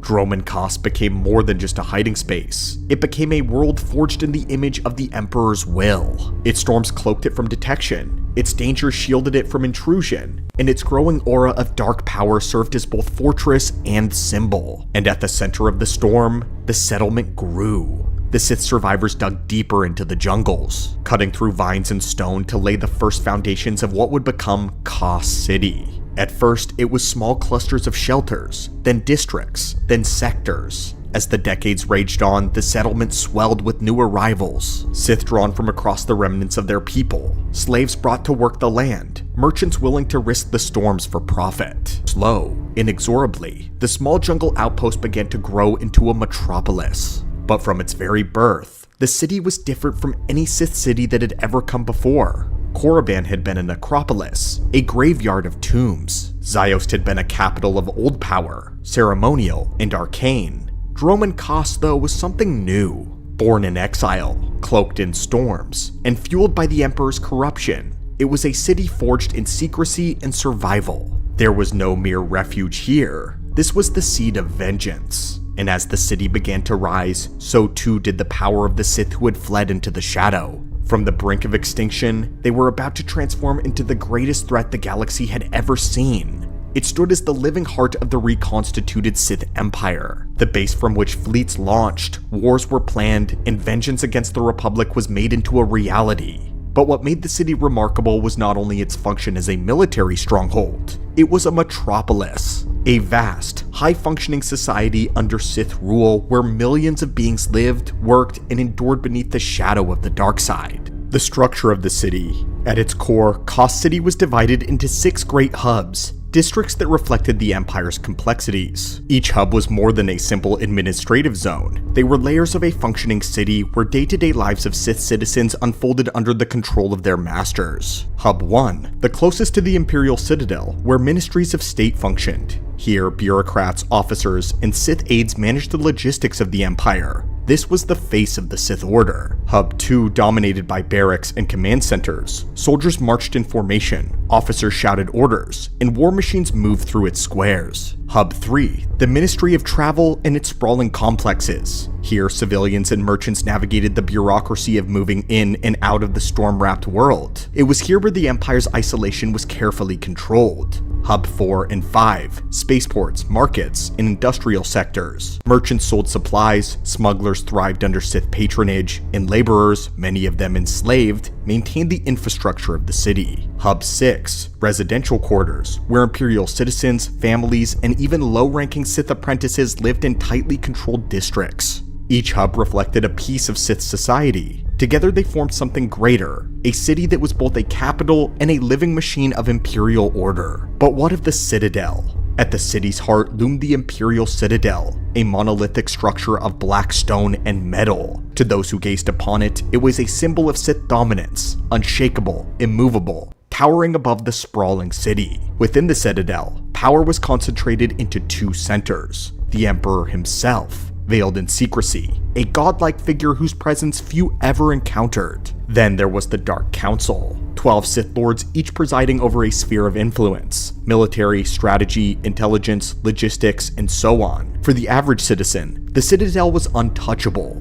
Few entered, and fewer ever exited. But its shadow dominated every street of the city, both physically and symbolically. It reminded all who lived there that the Sith did not merely command armies, they commanded life itself. But what was daily life like there? It is easy to imagine a Sith capital as a place of constant bloodshed and duels in the streets, and while fear was ever present, Kos City was a functioning society. This is partially why I wanted to explore it in this video. It had rhythm, a pulse, and a way of life that sustained millions of Sith. For civilians, Imperial citizens lived under strict order. Families raised children in residential sectors, workers filled the bureaucratic ministries, and merchants kept the markets alive. They lived with a degree of stability, so long as they all obeyed. Then you had the slaves and the laborers, the foundation of the city's infrastructure. They maintained the streets, harvested the food, and served in households. Their lives were harsh, but their suffering was hidden beneath the order of the city. Then you had the merchants and the smugglers. Despite its storms, Kos City was a hub of commerce. Weapons dealers, spice runners, and black market trades thrived here, their profits taxed and regulated by Sith officials. The city's spaceports were alive with constant activity. But then we have the military. Soldiers drilled daily in the barracks of Hub 2. The city resounded with the march of boots, the hub of speeders, and the presence of war machines. Kos City was not only a metropolis, it was a garrison. Then you had the actual Sith. Lords, apprentices, and acolytes walked the city's streets. Their presence commanded fear. They trained in academies, schemed in hidden chambers, and vied for influence within the Dark Council. For an ordinary citizen, life in the city was a balance of opportunity and terror. Advancement was possible through loyalty and service. Failure could mean enslavement or death. It was an atmosphere of fear and order. The city was unlike Coruscant in one crucial way though. Where Coruscant thrived on diversity and light, Kashyyyk thrived on fear and control. Every district was patrolled, every ministry was tightly regulated, the Emperor's secret police rooted out dissenters. The very storms above seemed to echo the will of the Sith Empire, a reminder that even nature itself bent to their command. And yet, within this oppression, there was stability. Crime was punished harshly, order was maintained. Merchants found profit, civilians built lives. The city functioned not in spite of Sith dominance, but because of it. Kashyyyk proved that the Sith were capable of more than destruction. They could build, they could govern, they could sustain a society, not one simply built on liberty or compassion, but one built on hierarchy, discipline, and fear. It was from this city that the Sith rebuilt their galactic power. The Great Galactic War was launched from its spires. Fleets poured from its spaceports. Armies marched from its barracks. Entire campaigns were directed from the Imperial Citadel. At its height, Kashyyyk presided over half of the galaxy. Entire civilizations lived and died by the decrees that issued from its ministries. The Emperor's voice, spoken through the Dark Council, reached every corner of the Empire. Kashyyyk was not simply a simple city itself. It was the dark heart of civilization, a mirror of Coruscant. It was a city that rose from desperation, thrived in secrecy, and presided over an empire that once ruled the galaxy. But as with every Sith creation, its greatness carried with it seeds of its own undoing. The story of its fall is not one of fire or conquest. The Republic did not storm its walls. The Jedi did not burn its citadels. Kashyyyk crumbled in silence, undone not by enemies, but by the Sith themselves. The key to its downfall began with the Emperor's withdrawal. The man who had given Kashyyyk its form and its storms, who had shaped the very world through ritual, began to vanish. Emperor Vitiate, whose patience and wisdom had rebuilt the Sith, withdrew from its throne. His ambitions had turned inward, towards ritual of immortality and godhood. For centuries he obsessed over consuming entire worlds, bending life itself to his will. Kashyyyk, once the seat of power, was reduced to a staging ground for his greater designs. Without the Emperor's presence, the Dark Council grew in influence. But where he had been a unifying figure, the Council was a nest of rivals. Ambition clashed with ambition. Spheres of influence warred in secret. And though the city still functioned, the cracks beneath its surface widened. It was a slow fracturing. The Great Galactic War and the conflicts that followed drained the Sith. Campaigns burned resources faster than they could be replenished. Worlds seceded. Rebellions flared. The city remained its capital, but its lifeblood weakened. The 6 hubs that had once thrummed with activity began to strain under the weight of instability. Ministries fractured with corruption. The military, once disciplined, was spread thin. Civilians endured stricter controls as resources dwindled. And yet, the most destructive force was not the Republic, it continued to be the Sith themselves. The Dark Council's endless scheming, assassination, and betrayal left the Empire paralyzed. For every victory won in war, another was lost to Sith ambition. Kashyyyk was the center of this rot, a metropolis whose order depended on leaders who no longer cared to preserve it. And so the world reclaimed its own. Beyond politics, the very environment of Dromund Kaas turned against the city. The Emperor's rituals had poisoned the skies, twisting the world into a storm-racked wasteland. For as long as the Empire was strong, Kashyyyk endured. Its infrastructure held the storms at bay. Its people bent the jungle to their will. But when the Empire's strength fractured, so too did its control over the world. The storms grew harsher, unchecked by Sith sorcery. The jungles pressed inward. Wildlife, twisted by centuries of corruption, prowled closer to the city's edge. Stone cracked. Monuments wore down. The jungle began to reclaim what had been carved from it.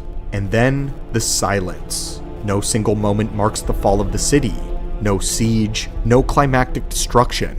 Instead, its decline stretched over centuries. One by one, all of it went dark. The barracks emptied. Families departed or were killed. And the Citadel itself stood once as the embodiment of dominance, stood hollow. Its chambers abandoned. Its halls echoed with silence. But the city didn't fall immediately, it withered. By the time of Luke Skywalker's era, nearly 4 millennia later, it remained standing only as ruins. Abandoned, silent, swallowed by the storm, the greatest Sith metropolis had become a ghost, forgotten by the galaxy that it had once ruled. The ruins of the city carried with them a truth more haunting than its destruction. The Republic had not needed to defeat it. The Jedi had not needed to invade. The city proved that every age of Sith history reveals that the Sith do not need enemies to bring about their downfall. They will do it themselves. They carry with them their own ruin. Its rise had been forged by desperation, its strength maintained by order and fear, and its fall inevitable, because the Sith could not escape themselves. The Dark Council devoured itself in endless rivalry, and the city that once stood as a mirror to Coruscant was left empty not by war, but by neglect. I wanted to make this video because Kashyyyk City really shows something important. While the Sith rule is possible for a time, they will always eventually tear themselves apart. It's a pattern we see time and time again throughout Star Wars, from Sidious to Maul, to empires to individuals. What makes the city fascinating is that when we think of the Sith, we usually imagine them in small numbers, plotting in the shadows or dominating on a battlefield. We don't picture them as a functioning civilization, a society that mirrors something closer to Coruscant, or even our own massive cities in our world. Kashyyyk City forces us to confront that possibility, and its ruins remind us why it could never last. Thank you so much for watching, Lore Junkies. If you enjoyed this dive into the Sith's greatest city, be sure to leave a like down below, as well as your thoughts and comments. Subscribe for more forbidden lore, and I hope you're having an enlightened, phenomenal day. Darth Vader hated the Jedi Temple. He hated everything that it represented. He hated the order that raised him, judged him, and that ultimately betrayed him. During Operation Nightfall, he attempted to burn the temple to the ground, to erase every stone and every memory tied to the legacy of the Jedi. But his hatred for the temple goes far deeper than his hatred for any Jedi. It was a wound that follows him into the rise of the Empire, and a wound that grows into something much darker. Something that he never expected. Because the temple did not die the night that it fell. It changed, and when Vader returned to it as the Emperor's apprentice, he discovered that the place he once walked as a child had become something far more sinister. The halls he had once walked as Anakin Skywalker, the halls filled with the quiet judgment, the whispers of the Jedi Masters watching him, they now felt inverted. They no longer judged him, they mocked him. They did not fear the monster he had become. They did not recoil from his anger or the power of the dark side that now radiated from him. Instead, the walls seemed confident, almost bold, as if they understood a truth about Vader that no one else had recognized. The temple had become a new domain, one where Vader did not have authority, one where his presence meant nothing or little. Vader could feel it, a pressure, a tightening in the Force, a sense that the building itself resented him. Every instinct he had screamed that he did not belong there, that he was being watched, not by the Jedi this time, but by something new. Vader had burned this place to the ground. He had stained its floors in blood. He had slaughtered every Jedi inside that he could find. Yet somehow, the temple felt more alive now than it had when the Order ruled it. It had been reshaped into something else, something that did not recognize him as master, something that did not respect him even as a Sith Lord. And that realization, that quiet rejection, cut deeper than any memory of the Jedi. This reveals a truth that he does not want to confront. Darth Vader realizes that this place belongs to someone else. Not Vader, not the Jedi, not even the Sith. It belongs to the Emperor. Greetings, Acolytes and Lore Junkies, and today we will break down exactly why Darth Vader hated the Imperial Palace, as well as explain why Palpatine was exceptionally strong there, and why Vader was exceptionally weakened. Unlike the halls of the Imperial Palace, the archives here are always open. No shrines bend the Force, no secret pressure pushing you down. Just shelves upon shelves of forgotten legends, strange lore, and the deepest Star Wars knowledge that we can uncover. If you want to keep exploring the mysteries of a galaxy far, far away with us, then step inside and hit that subscribe button. The next secret is waiting. Today's lore comes from the Dark Empire sourcebook. As Vader moves deeper into the halls of the temple, something becomes unmistakable. The building is not different because of the Imperial banners or new architecture. The very air feels changed. The Force has changed here. The temple Vader once knew is gone. The structure feels ancient yet newborn, as if its identity has been rewritten in his absence. Vader pauses in one of the central corridors. He remembers standing here as a boy, gripping his training lightsaber, attempting to quiet the storm inside his mind, the Jedi behind him whispering to one another. He remembers fearing their judgment, their disappointment, and sensing their doubt. Those voices had followed him for years. They had shaped his anger long before the dark side ever touched him fully. But now, as he stands in the same place, he hears nothing of the Jedi at all. Instead, the silence presses into him, heavy, unyielding, not empty or peaceful, a silence that watches him. This unsettles Vader. This place does not fear him. It doesn't recognize him as conqueror. It feels almost amused that he has returned, as if it knows something that he does not, as if it is waiting for him to understand. Vader extends his senses outward, attempting to grasp what has changed. As Anakin Skywalker, he would never have noticed anything amiss beyond the natural tension of a spiritual sanctuary. But as a Sith Lord, with the dark side sharpened within him, he sees patterns etched beneath the surface. He can sense subtle currents of power that move through the walls, through the floors, through the foundation of the structure. Power that is old and chaotic, wild. Power that is now organized, directed, and claimed.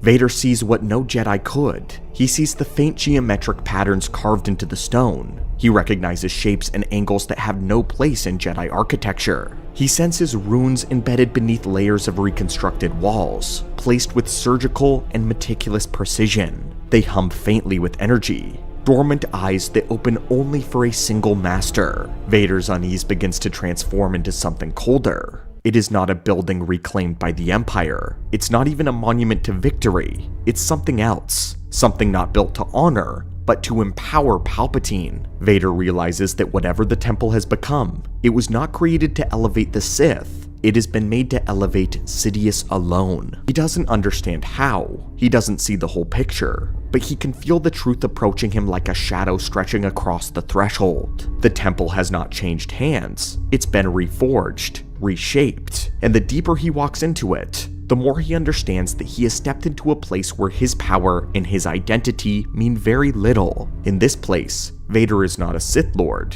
He is not the executioner of the Jedi. He is not the chosen one of prophecy. Here, Vader is the apprentice, and the temple knows it. To understand what the temple has become, Vader must confront what it always was. Before the Republic ruled Coruscant, before the Jedi understood the nature of the Force, there was a shrine buried deep beneath the planet's surface. This was a place of ancient evil, built when the Sith ruled the planet. When the Jedi first discovered it, they understood immediately that they could not destroy it, only bury it. So it was upon this site where they built their temple. They raised their spires and libraries, their meditation chambers over the ancient wound in the Force. And for centuries, the Jedi told themselves that the light would smooth the darkness. They told themselves that their presence, their rituals, their belief in the Force would purify the land. They believed that if they ignored the shrine long enough, that it would fall silent forever. But the shrine never fell silent. The Jedi only stopped listening. During the Clone Wars, Sidious began exploring the shrine in secret. While serving as the Chancellor above, he walked the halls of the Senate by day and descended into the darkness as a Sith Master by night. He discovered that the shrine beneath was still alive. The light of the Jedi had not cleansed it. The centuries hadn't even weakened it. If anything, the years of suppression had allowed the shrine to steep with untapped fury. He spent years unlocking it. He learned how to draw the power outward without alerting the Council. He learned to mask his presence in the Force by feeding on the Nexus's dormant strength. And slowly, ritual by ritual, Sidious began shaping the shrine into something that would serve him.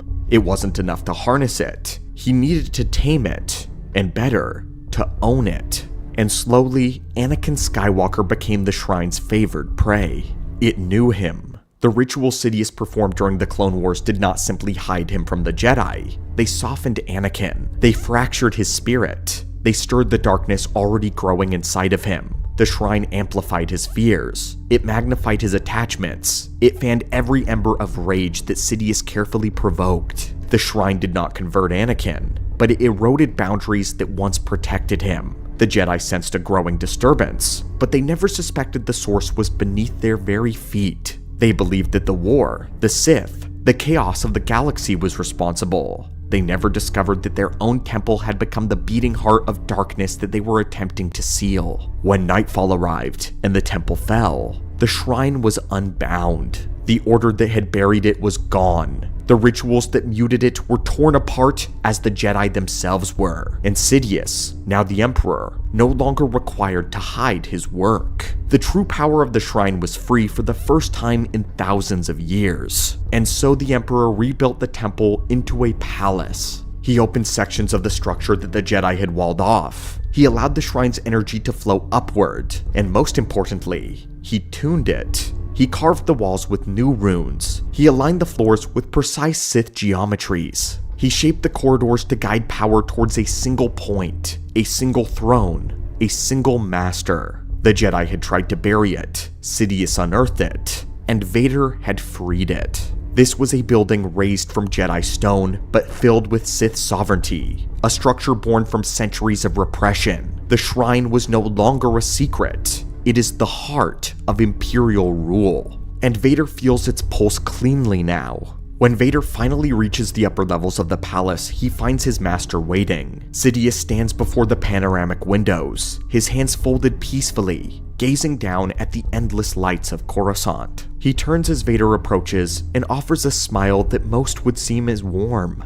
He calls Vader friend. He speaks gently, softly, greeting an old trusted companion. But Vader knows the truth. The kindness is a mask. Every word he speaks is wrapped in layers of intent. Each sentence is a test. Their conversations are always polite, but beneath the calm tone lies a struggle of will, an exchange of pressure and resistance, a push and pull within the Force that neither of them would ever acknowledge aloud. This is what it meant to be Sith. In any other place in the galaxy, Vader can push back. He can assert his presence. He can let the power within him swell as a storm. But not here. Not in the palace. Not in the heart of the shrine that Sidious has claimed. Here he feels the difference immediately. His connection is dimmed, not severed or broken, but dulled.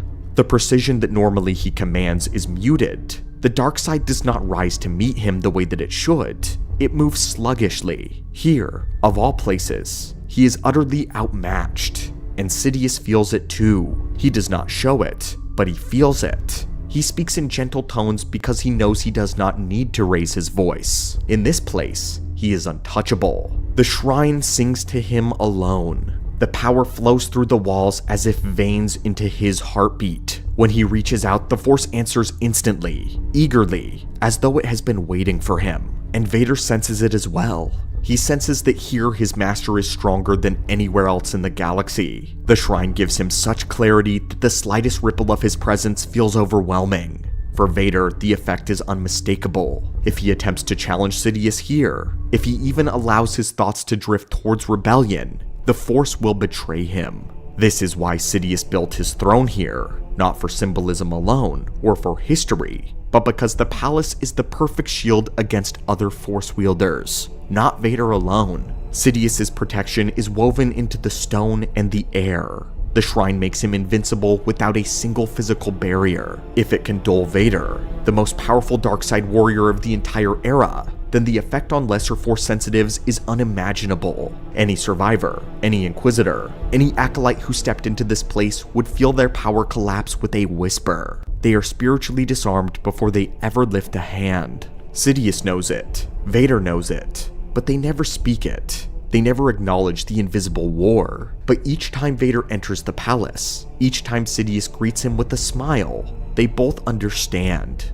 This is a place where the master cannot be overthrown. Here is a place the apprentice cannot rise. This is a place where the rule of two is absolute and unbreakable. And Vader despises it here. Here the Dark Lord is forced to confront something.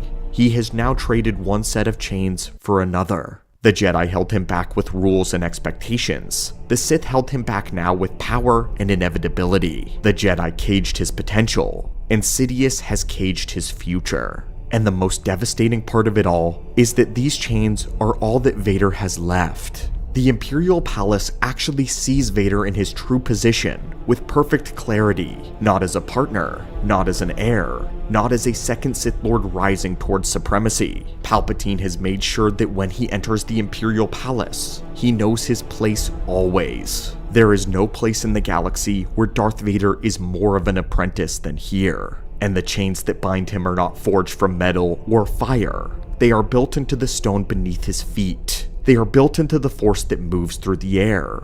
Sidious has created a prison without walls, and Vader realizes that he walks willingly inside. This all comes from the Dark Empire sourcebook. It's here where we find the description of the Imperial Palace's dark signature, the suppression of other Force sensitives within the walls, and the amplification of the Emperor's power through the ancient shrine. It confirms Palpatine mastered the Nexus that the Jedi once attempted to bury. It has become a fortress that serves him and him only. This is a tragic detail in the lore that I think many have overlooked. It adds a profound depth to the tragedy of Vader. This place, where he trained as a child, where he once dreamed of becoming a Jedi Knight, it has become a place where he feels his greatest defeat as a Sith. It's not a defeat of combat, but it's a defeat of his identity. A reminder that even at the height of his power, that the shadow of Sidious will always tower over him, and that it always has. It is a symbol of Vader's truth. He did not overthrow the Jedi to claim a future.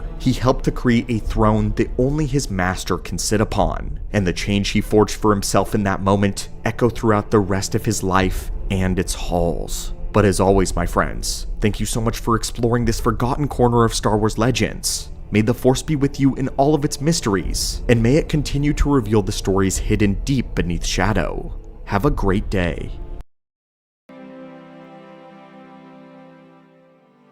An overlooked aspect of the Sith is their creation of monsters. Twisting life to breed sickening alchemical creatures is actually the very foundation of their order. It was Force alchemy that caused a Junta Pal and his followers to be expelled from the Jedi, creating the Second Great Schism. Creating monsters, though, was an art somewhat considered to be lost to the modern Sith, at least until Darth Sidious brought it back. Strangely though, unlike the glorious monsters of the ancient Sith, Palpatine's own aren't something we often get a glimpse of, but Sidious cared enough about this art to write an entire book about it, and as a man who often emulated the ancient Sith, we wanted to find out what nightmarish creatures he had in the making. Welcome back to the Archives, Lore Junkies, and let's begin with the monsters of Darth Sidious. When looking at first, it seems almost counterintuitive for a rule of two Sith to be bothering with monsters. Much like in lightsaber duels, alchemical beasts could be interpreted as a thing of the past. After all, it's not as though modern Sith are needing living siege weapons for the front lines of battle,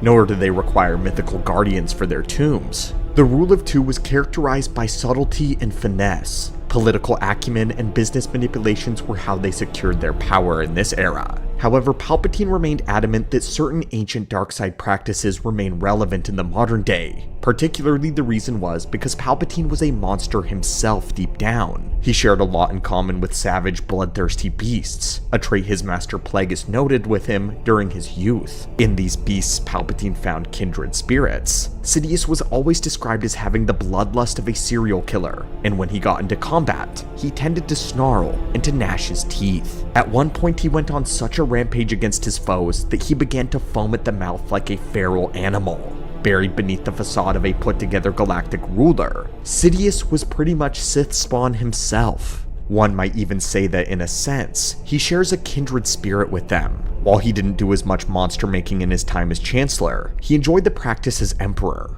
Unfortunately for him though, his schedule as ruler of the galaxy left little time for alchemy, so many monsters created during the reign of the Empire were carried out by underlings like Lord Kronel, the man literally labeled as Sidious's monster maker. However, when he was resurrected in the year 10 ABY and came back with the Dark Empire, Sidious unveiled many Sith spawn that he had always wanted to develop.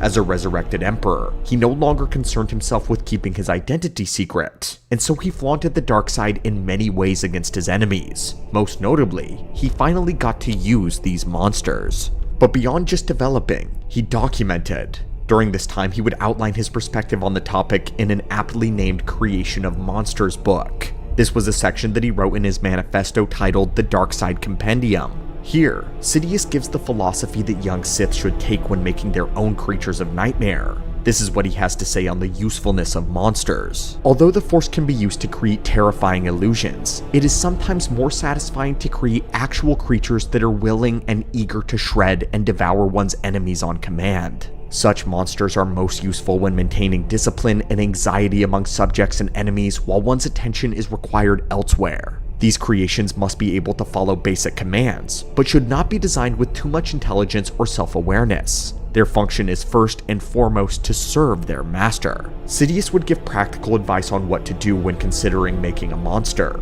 He went on to go over how to examine a creature for its natural defensive attributes, and then enhancing them to become more fearsome. He also notes about shoring up its weaknesses, adding things to make it more powerful. But at the same time, one mustn't make a monster too powerful. Palpatine recommends keeping at least one weakness that only the maker should know. A failsafe is always important just in case the monster grows out of hand. This was an important feature that many ancient Sith neglected, leading to Sith spawn that ended up conquering them instead.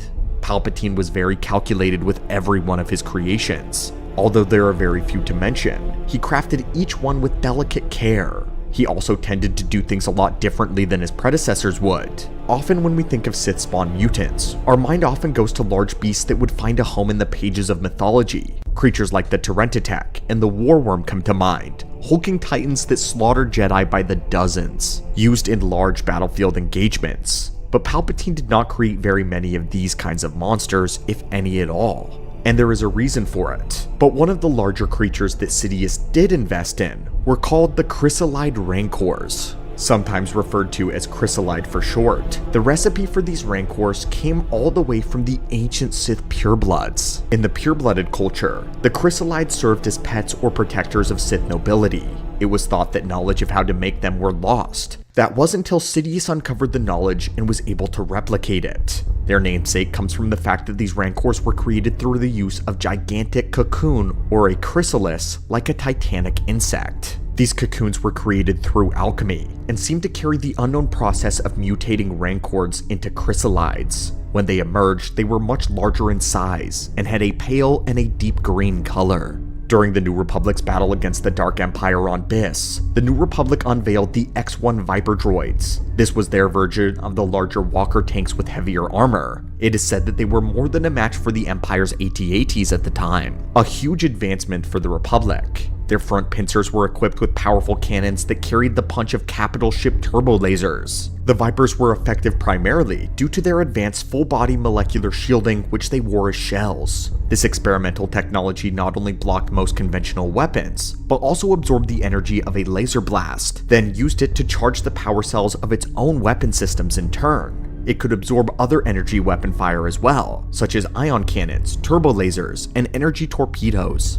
The battle droid also had the power to shoot these attacks back at their targets directly, some of the deadliest droids in all of the documented lore. During the battle, these Vipers were mowing down Imperial forces by the dozens, until the Emperor unveiled the Chrysalide Rancor. The creatures were able to smash the X-1 Vipers like they were nothing. Their jaws were able to chew straight through the heavy armor and the molecular shielding of even the most advanced technology the galaxy had at the time, proving that the ancients still had their place in warfare. Even the powerful turbo laser weapons and the strong pincers of the Vipers had no effect on the Rancors. The New Republic army was completely rerouted, and the battle turned against their favor, forcing a retreat. This was the military power of a fully grown Sith spawn mutant. This was the reason they were so effective in all eras of the galaxy. They were living artillery, and in some cases, living superweapons. But these giant monsters were the only recorded specimen of Sidious using a beast of great size. Surprisingly, as fond of superweapons as he was, Palpatine actually warned against the creation of giant creatures.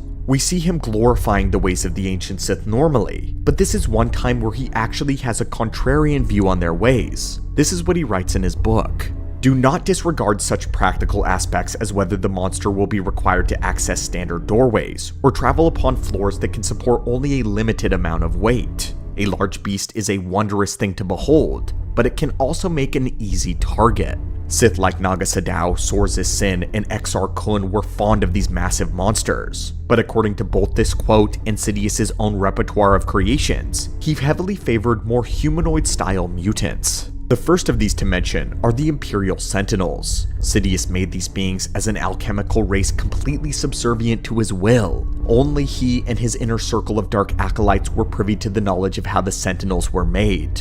No one else, not even the Sovereign Protectors, had any knowledge of their true origins. Sentinels were cloned from the tissue stock and hidden facilities of Byss. This process involved introducing chemicals to their bodies during the growth period, which would suppress their higher mental faculties. They were unable to speak or really understand anything but blind obedience and combat. During their growth cycle, Sentinels were mutated by Sidious's dark side adepts. And when this happens, the adepts would form a mental bond with the Sentinel. If the process was successful, the Sentinels would end up as mindless living hulks, totally dependent on the will of the adepts for purpose or even movement. They were essentially puppets of raw strength, animated only by the dark side and the will of their makers. Originally, Sidious had attempted to clone them from Force sensitives, but as usual, Force sensitive cloning proved to be unstable. The first generation Sentinels were said to be much too dangerous due to their instability, and so the first gens were disposed of secretly. While the subsequent generations were less powerful, they proved much easier to control, and for Palpatine, this was much more preferable. But even at a lesser power, they proved to be terrifying. They were twice the size and strength of royal guards, who were each already equivalent to a Jedi Knight. The Imperial Sentinels were only spoken of as rumors during the era of the Empire. Any who actually saw them thought of them as large droids, experiments gone wrong. They wouldn't be seen in the light of day until Sidious's return in the Dark Empire, when he kept the Sentinels very close to him at all times. But speaking of living droids and the Dark Empire, this happens to pertain to our next of Palpatine's Sith spawn. Let us introduce you to the Shadow Droids. Shadow Droids might just be the most horrific experiment yet. Imagine, if you would, a vulture droid, but inside of it is the organic brain of what was once a living pilot. This is what the Shadow Droids were. Tired at the incompetent TIE fighter pilots, Sidious decided to create something that could keep pace with the New Republic's adept X-Wing flyers, and so he took the finest pilots that the Empire had and removed their brains. He then stripped out everything that the brain had that made it an individual, tearing out every shred of humanity, and hooked it up to cybernetic hardware. They were kept living and preserved through alchemy, and he augmented their reflexes and abilities far beyond anything that was possible. The Emperor then gave his hideous creations one final gift. He gifted them the ability to touch the dark side. Essentially, this made them remote extensions of his own will. They were the perfect answer to the capable pilots of the rebellion, which had become the scourge of the Empire in nearly every encounter. The reason the precious Death Star project had failed. And so Sidious's answer was to make pilots that not only had no fear nor compassion, but were as calculating as droids were, and had the precision and the reaction time of Force sensitives. Their brains were placed in the ships, so that they had no delay between thought and action. The fighter had become their new bodies. A fate worse than death for Imperial pilots who proved to be too good at their jobs. The next alchemical creation we want to mention is known as the Smoke Demons. Sidious himself doesn't have recorded instances of summoning these beings, but a dark Jedi by the name of Karis does, and she reportedly learned this ability from Darth Vader. Based on what we know, Vader never studies the ways of ancient Sith unless it's at the behest of his master. His master controls all the flow of information about the ancients, so if Vader of all people knows a Sith spell, then Sidious is certainly the one behind it. It's not a leap for us to say that because the spell to create it, called the Dwamiska, comes from an ancient scroll recovered by Sorza's Sin, Palpatine is known to have almost all of Sin's works, being a huge fan of hers. In the vast dark side library of Darth Sidious, he has commentated on all of them, so he knows this spell well. A smoke demon, also known as a Siska in the Sith tongue, was an incorporeal manifestation of the dark side. When summoned against an enemy, they assumed the form of the victim's worst fear, much like a Bogart would. They could then paralyze the target and absorb their body by flowing into it, vaporizing it. This would entrap the victim's very soul within their smoky body, which would be released only upon the demon's destruction.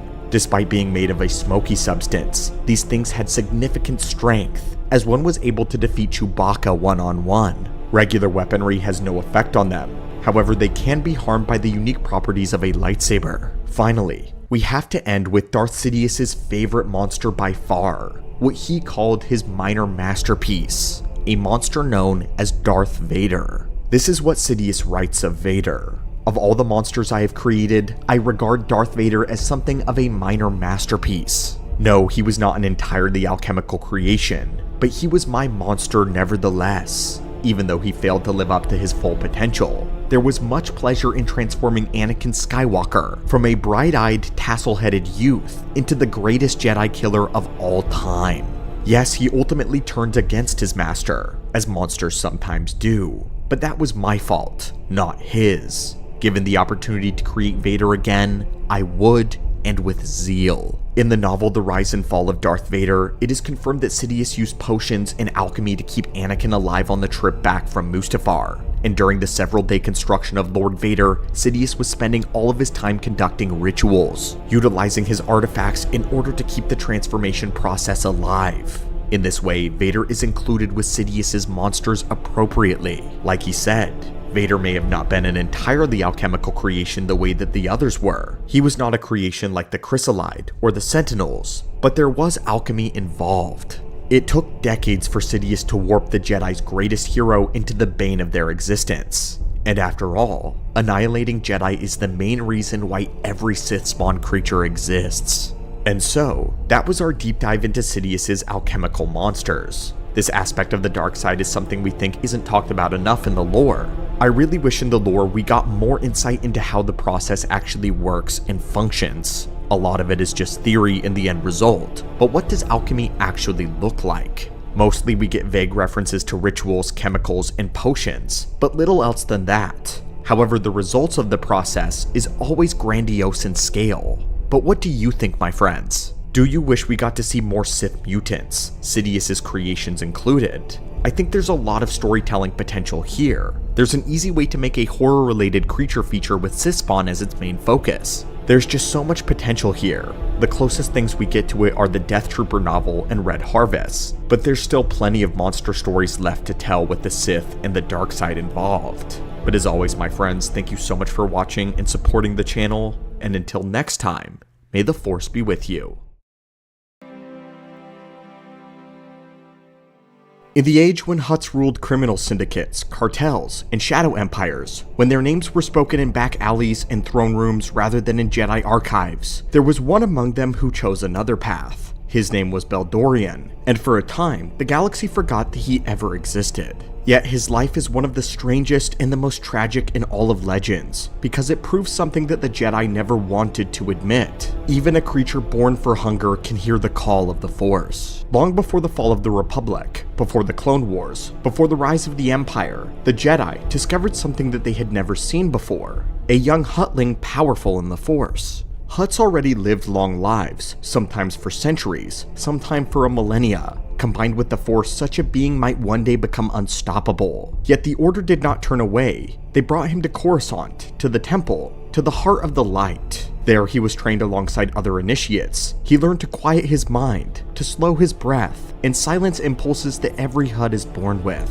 Others denied ambition. He denied appetite. Others overcame anger. He overcame greed. To the Jedi Masters, he was an experiment in discipline. To Beldorian, he was proving that he was more than what his species had been known for. He saw masters like Yoda walking the halls. He read the histories of Thrawn. He listened to the tales of those that had resisted the dark side not for a decade, but for centuries. That mattered to him, because Beldorian was playing the long game. He was a Hutt. He knew he would outlive almost every Jedi that he trained beside. If he could master himself, he could master the Force longer than almost anyone alive. That awareness shaped him when he finally forged his lightsaber. Most Jedi choose blue or green, colors of serenity, protection, and of clarity. Beldorian chose purple. He did not pick it for vanity. He picked it because he recognized something about himself that other Jedi were afraid to admit. Purple is the space between blue and red, between peace and passion, between discipline and desire. Beldorian knew that he had darker, latent instincts. He knew he was drawn to power in a way many Jedi were not. Instead of pretending those impulses were not there, he acknowledged them. The weapon became a confession. I have darkness in me, and I will master it. And for more than a century, he did.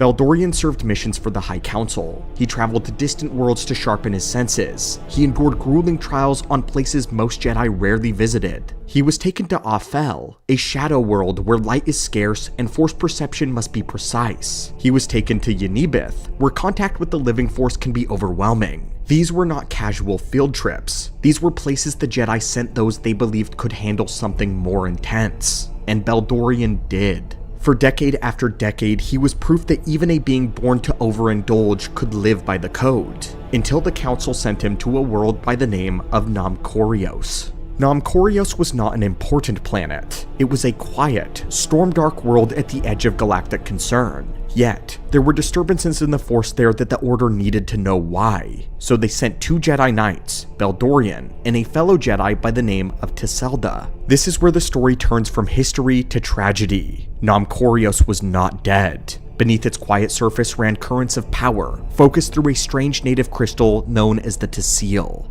The Tsil stones did something rare. They didn't simply respond to the Force, they amplified it. They made every sensation brighter, every impulse louder, every desire closer to the surface. To most Jedi, that was dangerous. To a Hutt, born already attuned wanting more, it was intoxicating. At first, Baldorian resisted. He walked the barren terrain. He meditated in the presence of the Tsil. He spoke with Tiselda about restraint. He told her, as he had once told himself, that hunger did not command him.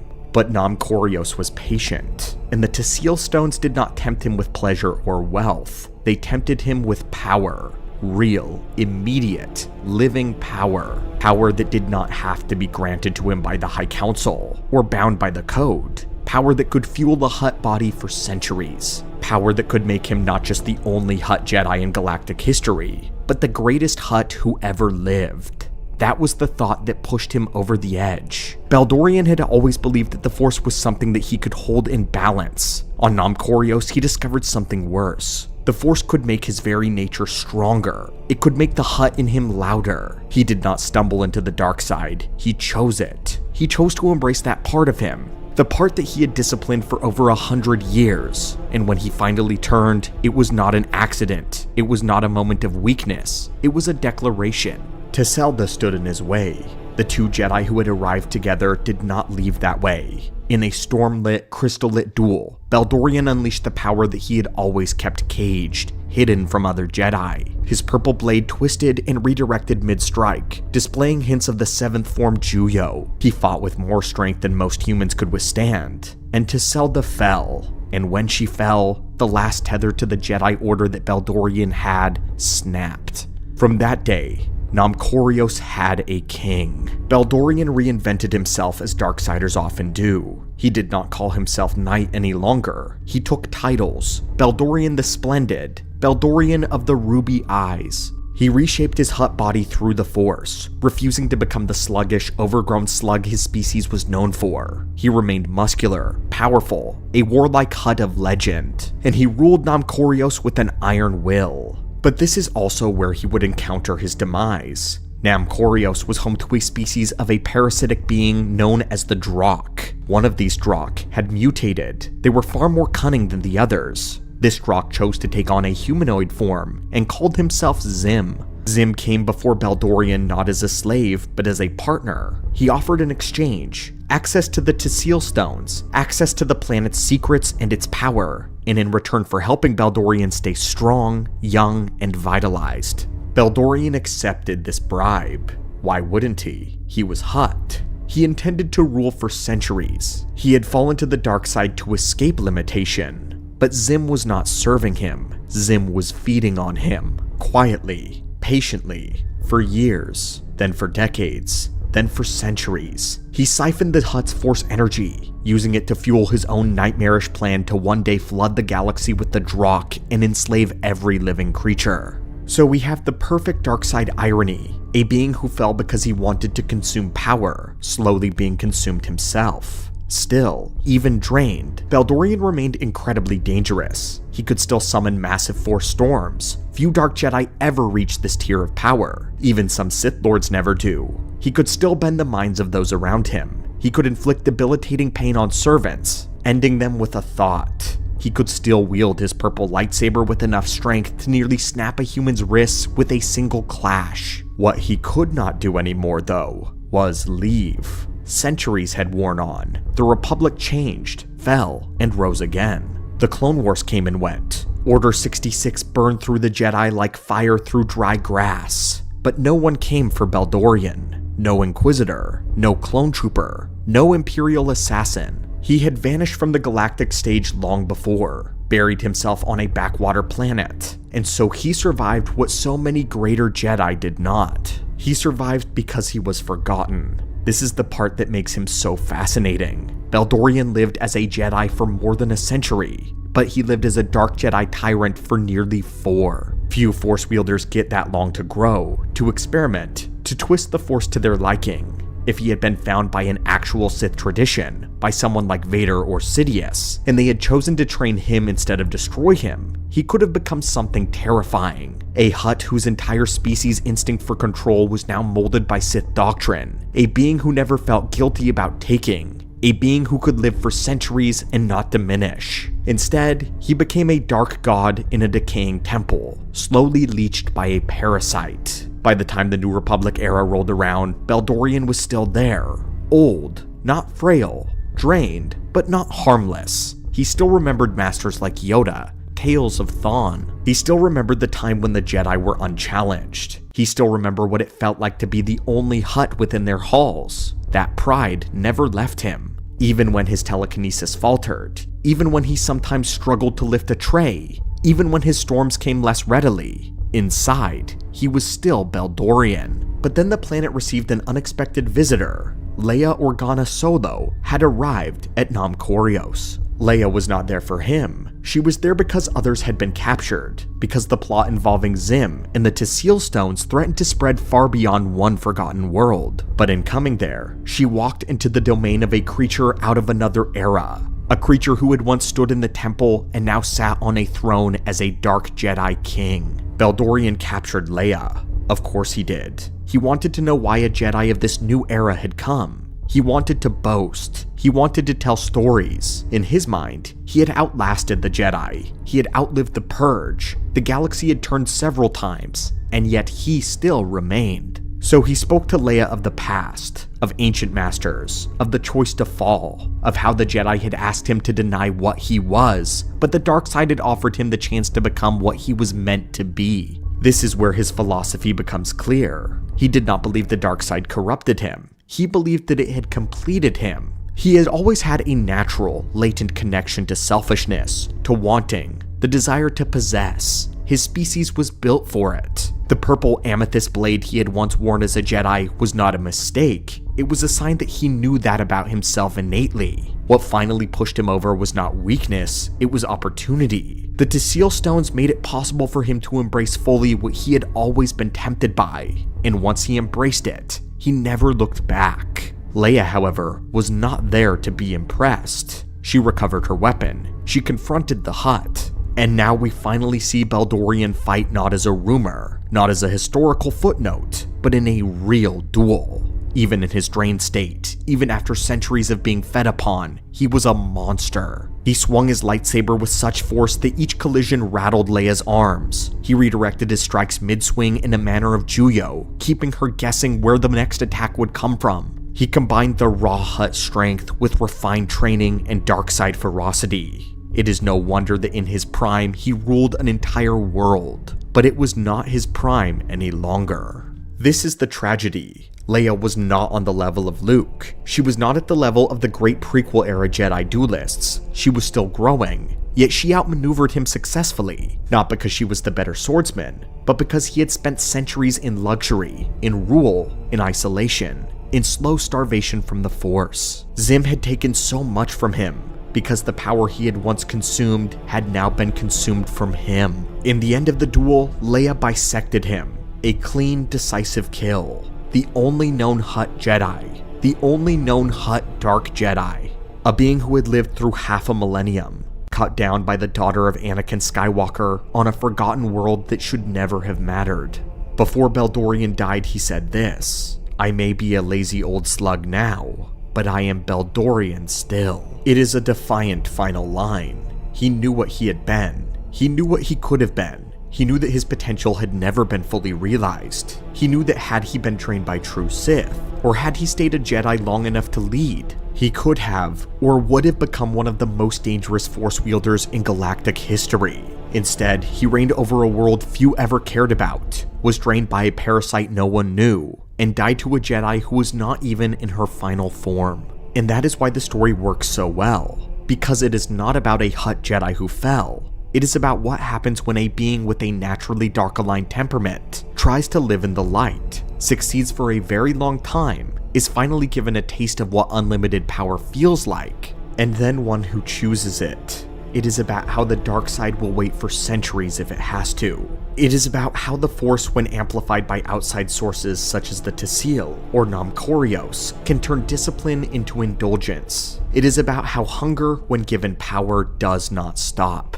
Beldorian is not just a strange trivia entry in the Planet of Twilight. He is one of the longest-lived, highest potential Dark Jedi that we have in Legends. He survived Order 66 without hiding. He ruled openly. He reshaped his body with the Force. He summoned storms. He bent minds. He did it all while being a member of a species that should have never been able to do any of that. Which raises the best question to end on. If Beldorian had not been sent to Nam Corios, if he had not been drained by Zim, if he had been found instead by someone like Sidious, who prized loyalty and potential above all, would he have become the greatest weapon that the Sith had ever shaped? Or would even the Sith had feared a Hutt whose appetite finally had the Force to match? Thank you so much for joining me in the archives here today, my friend. And as always, may the Force be with you.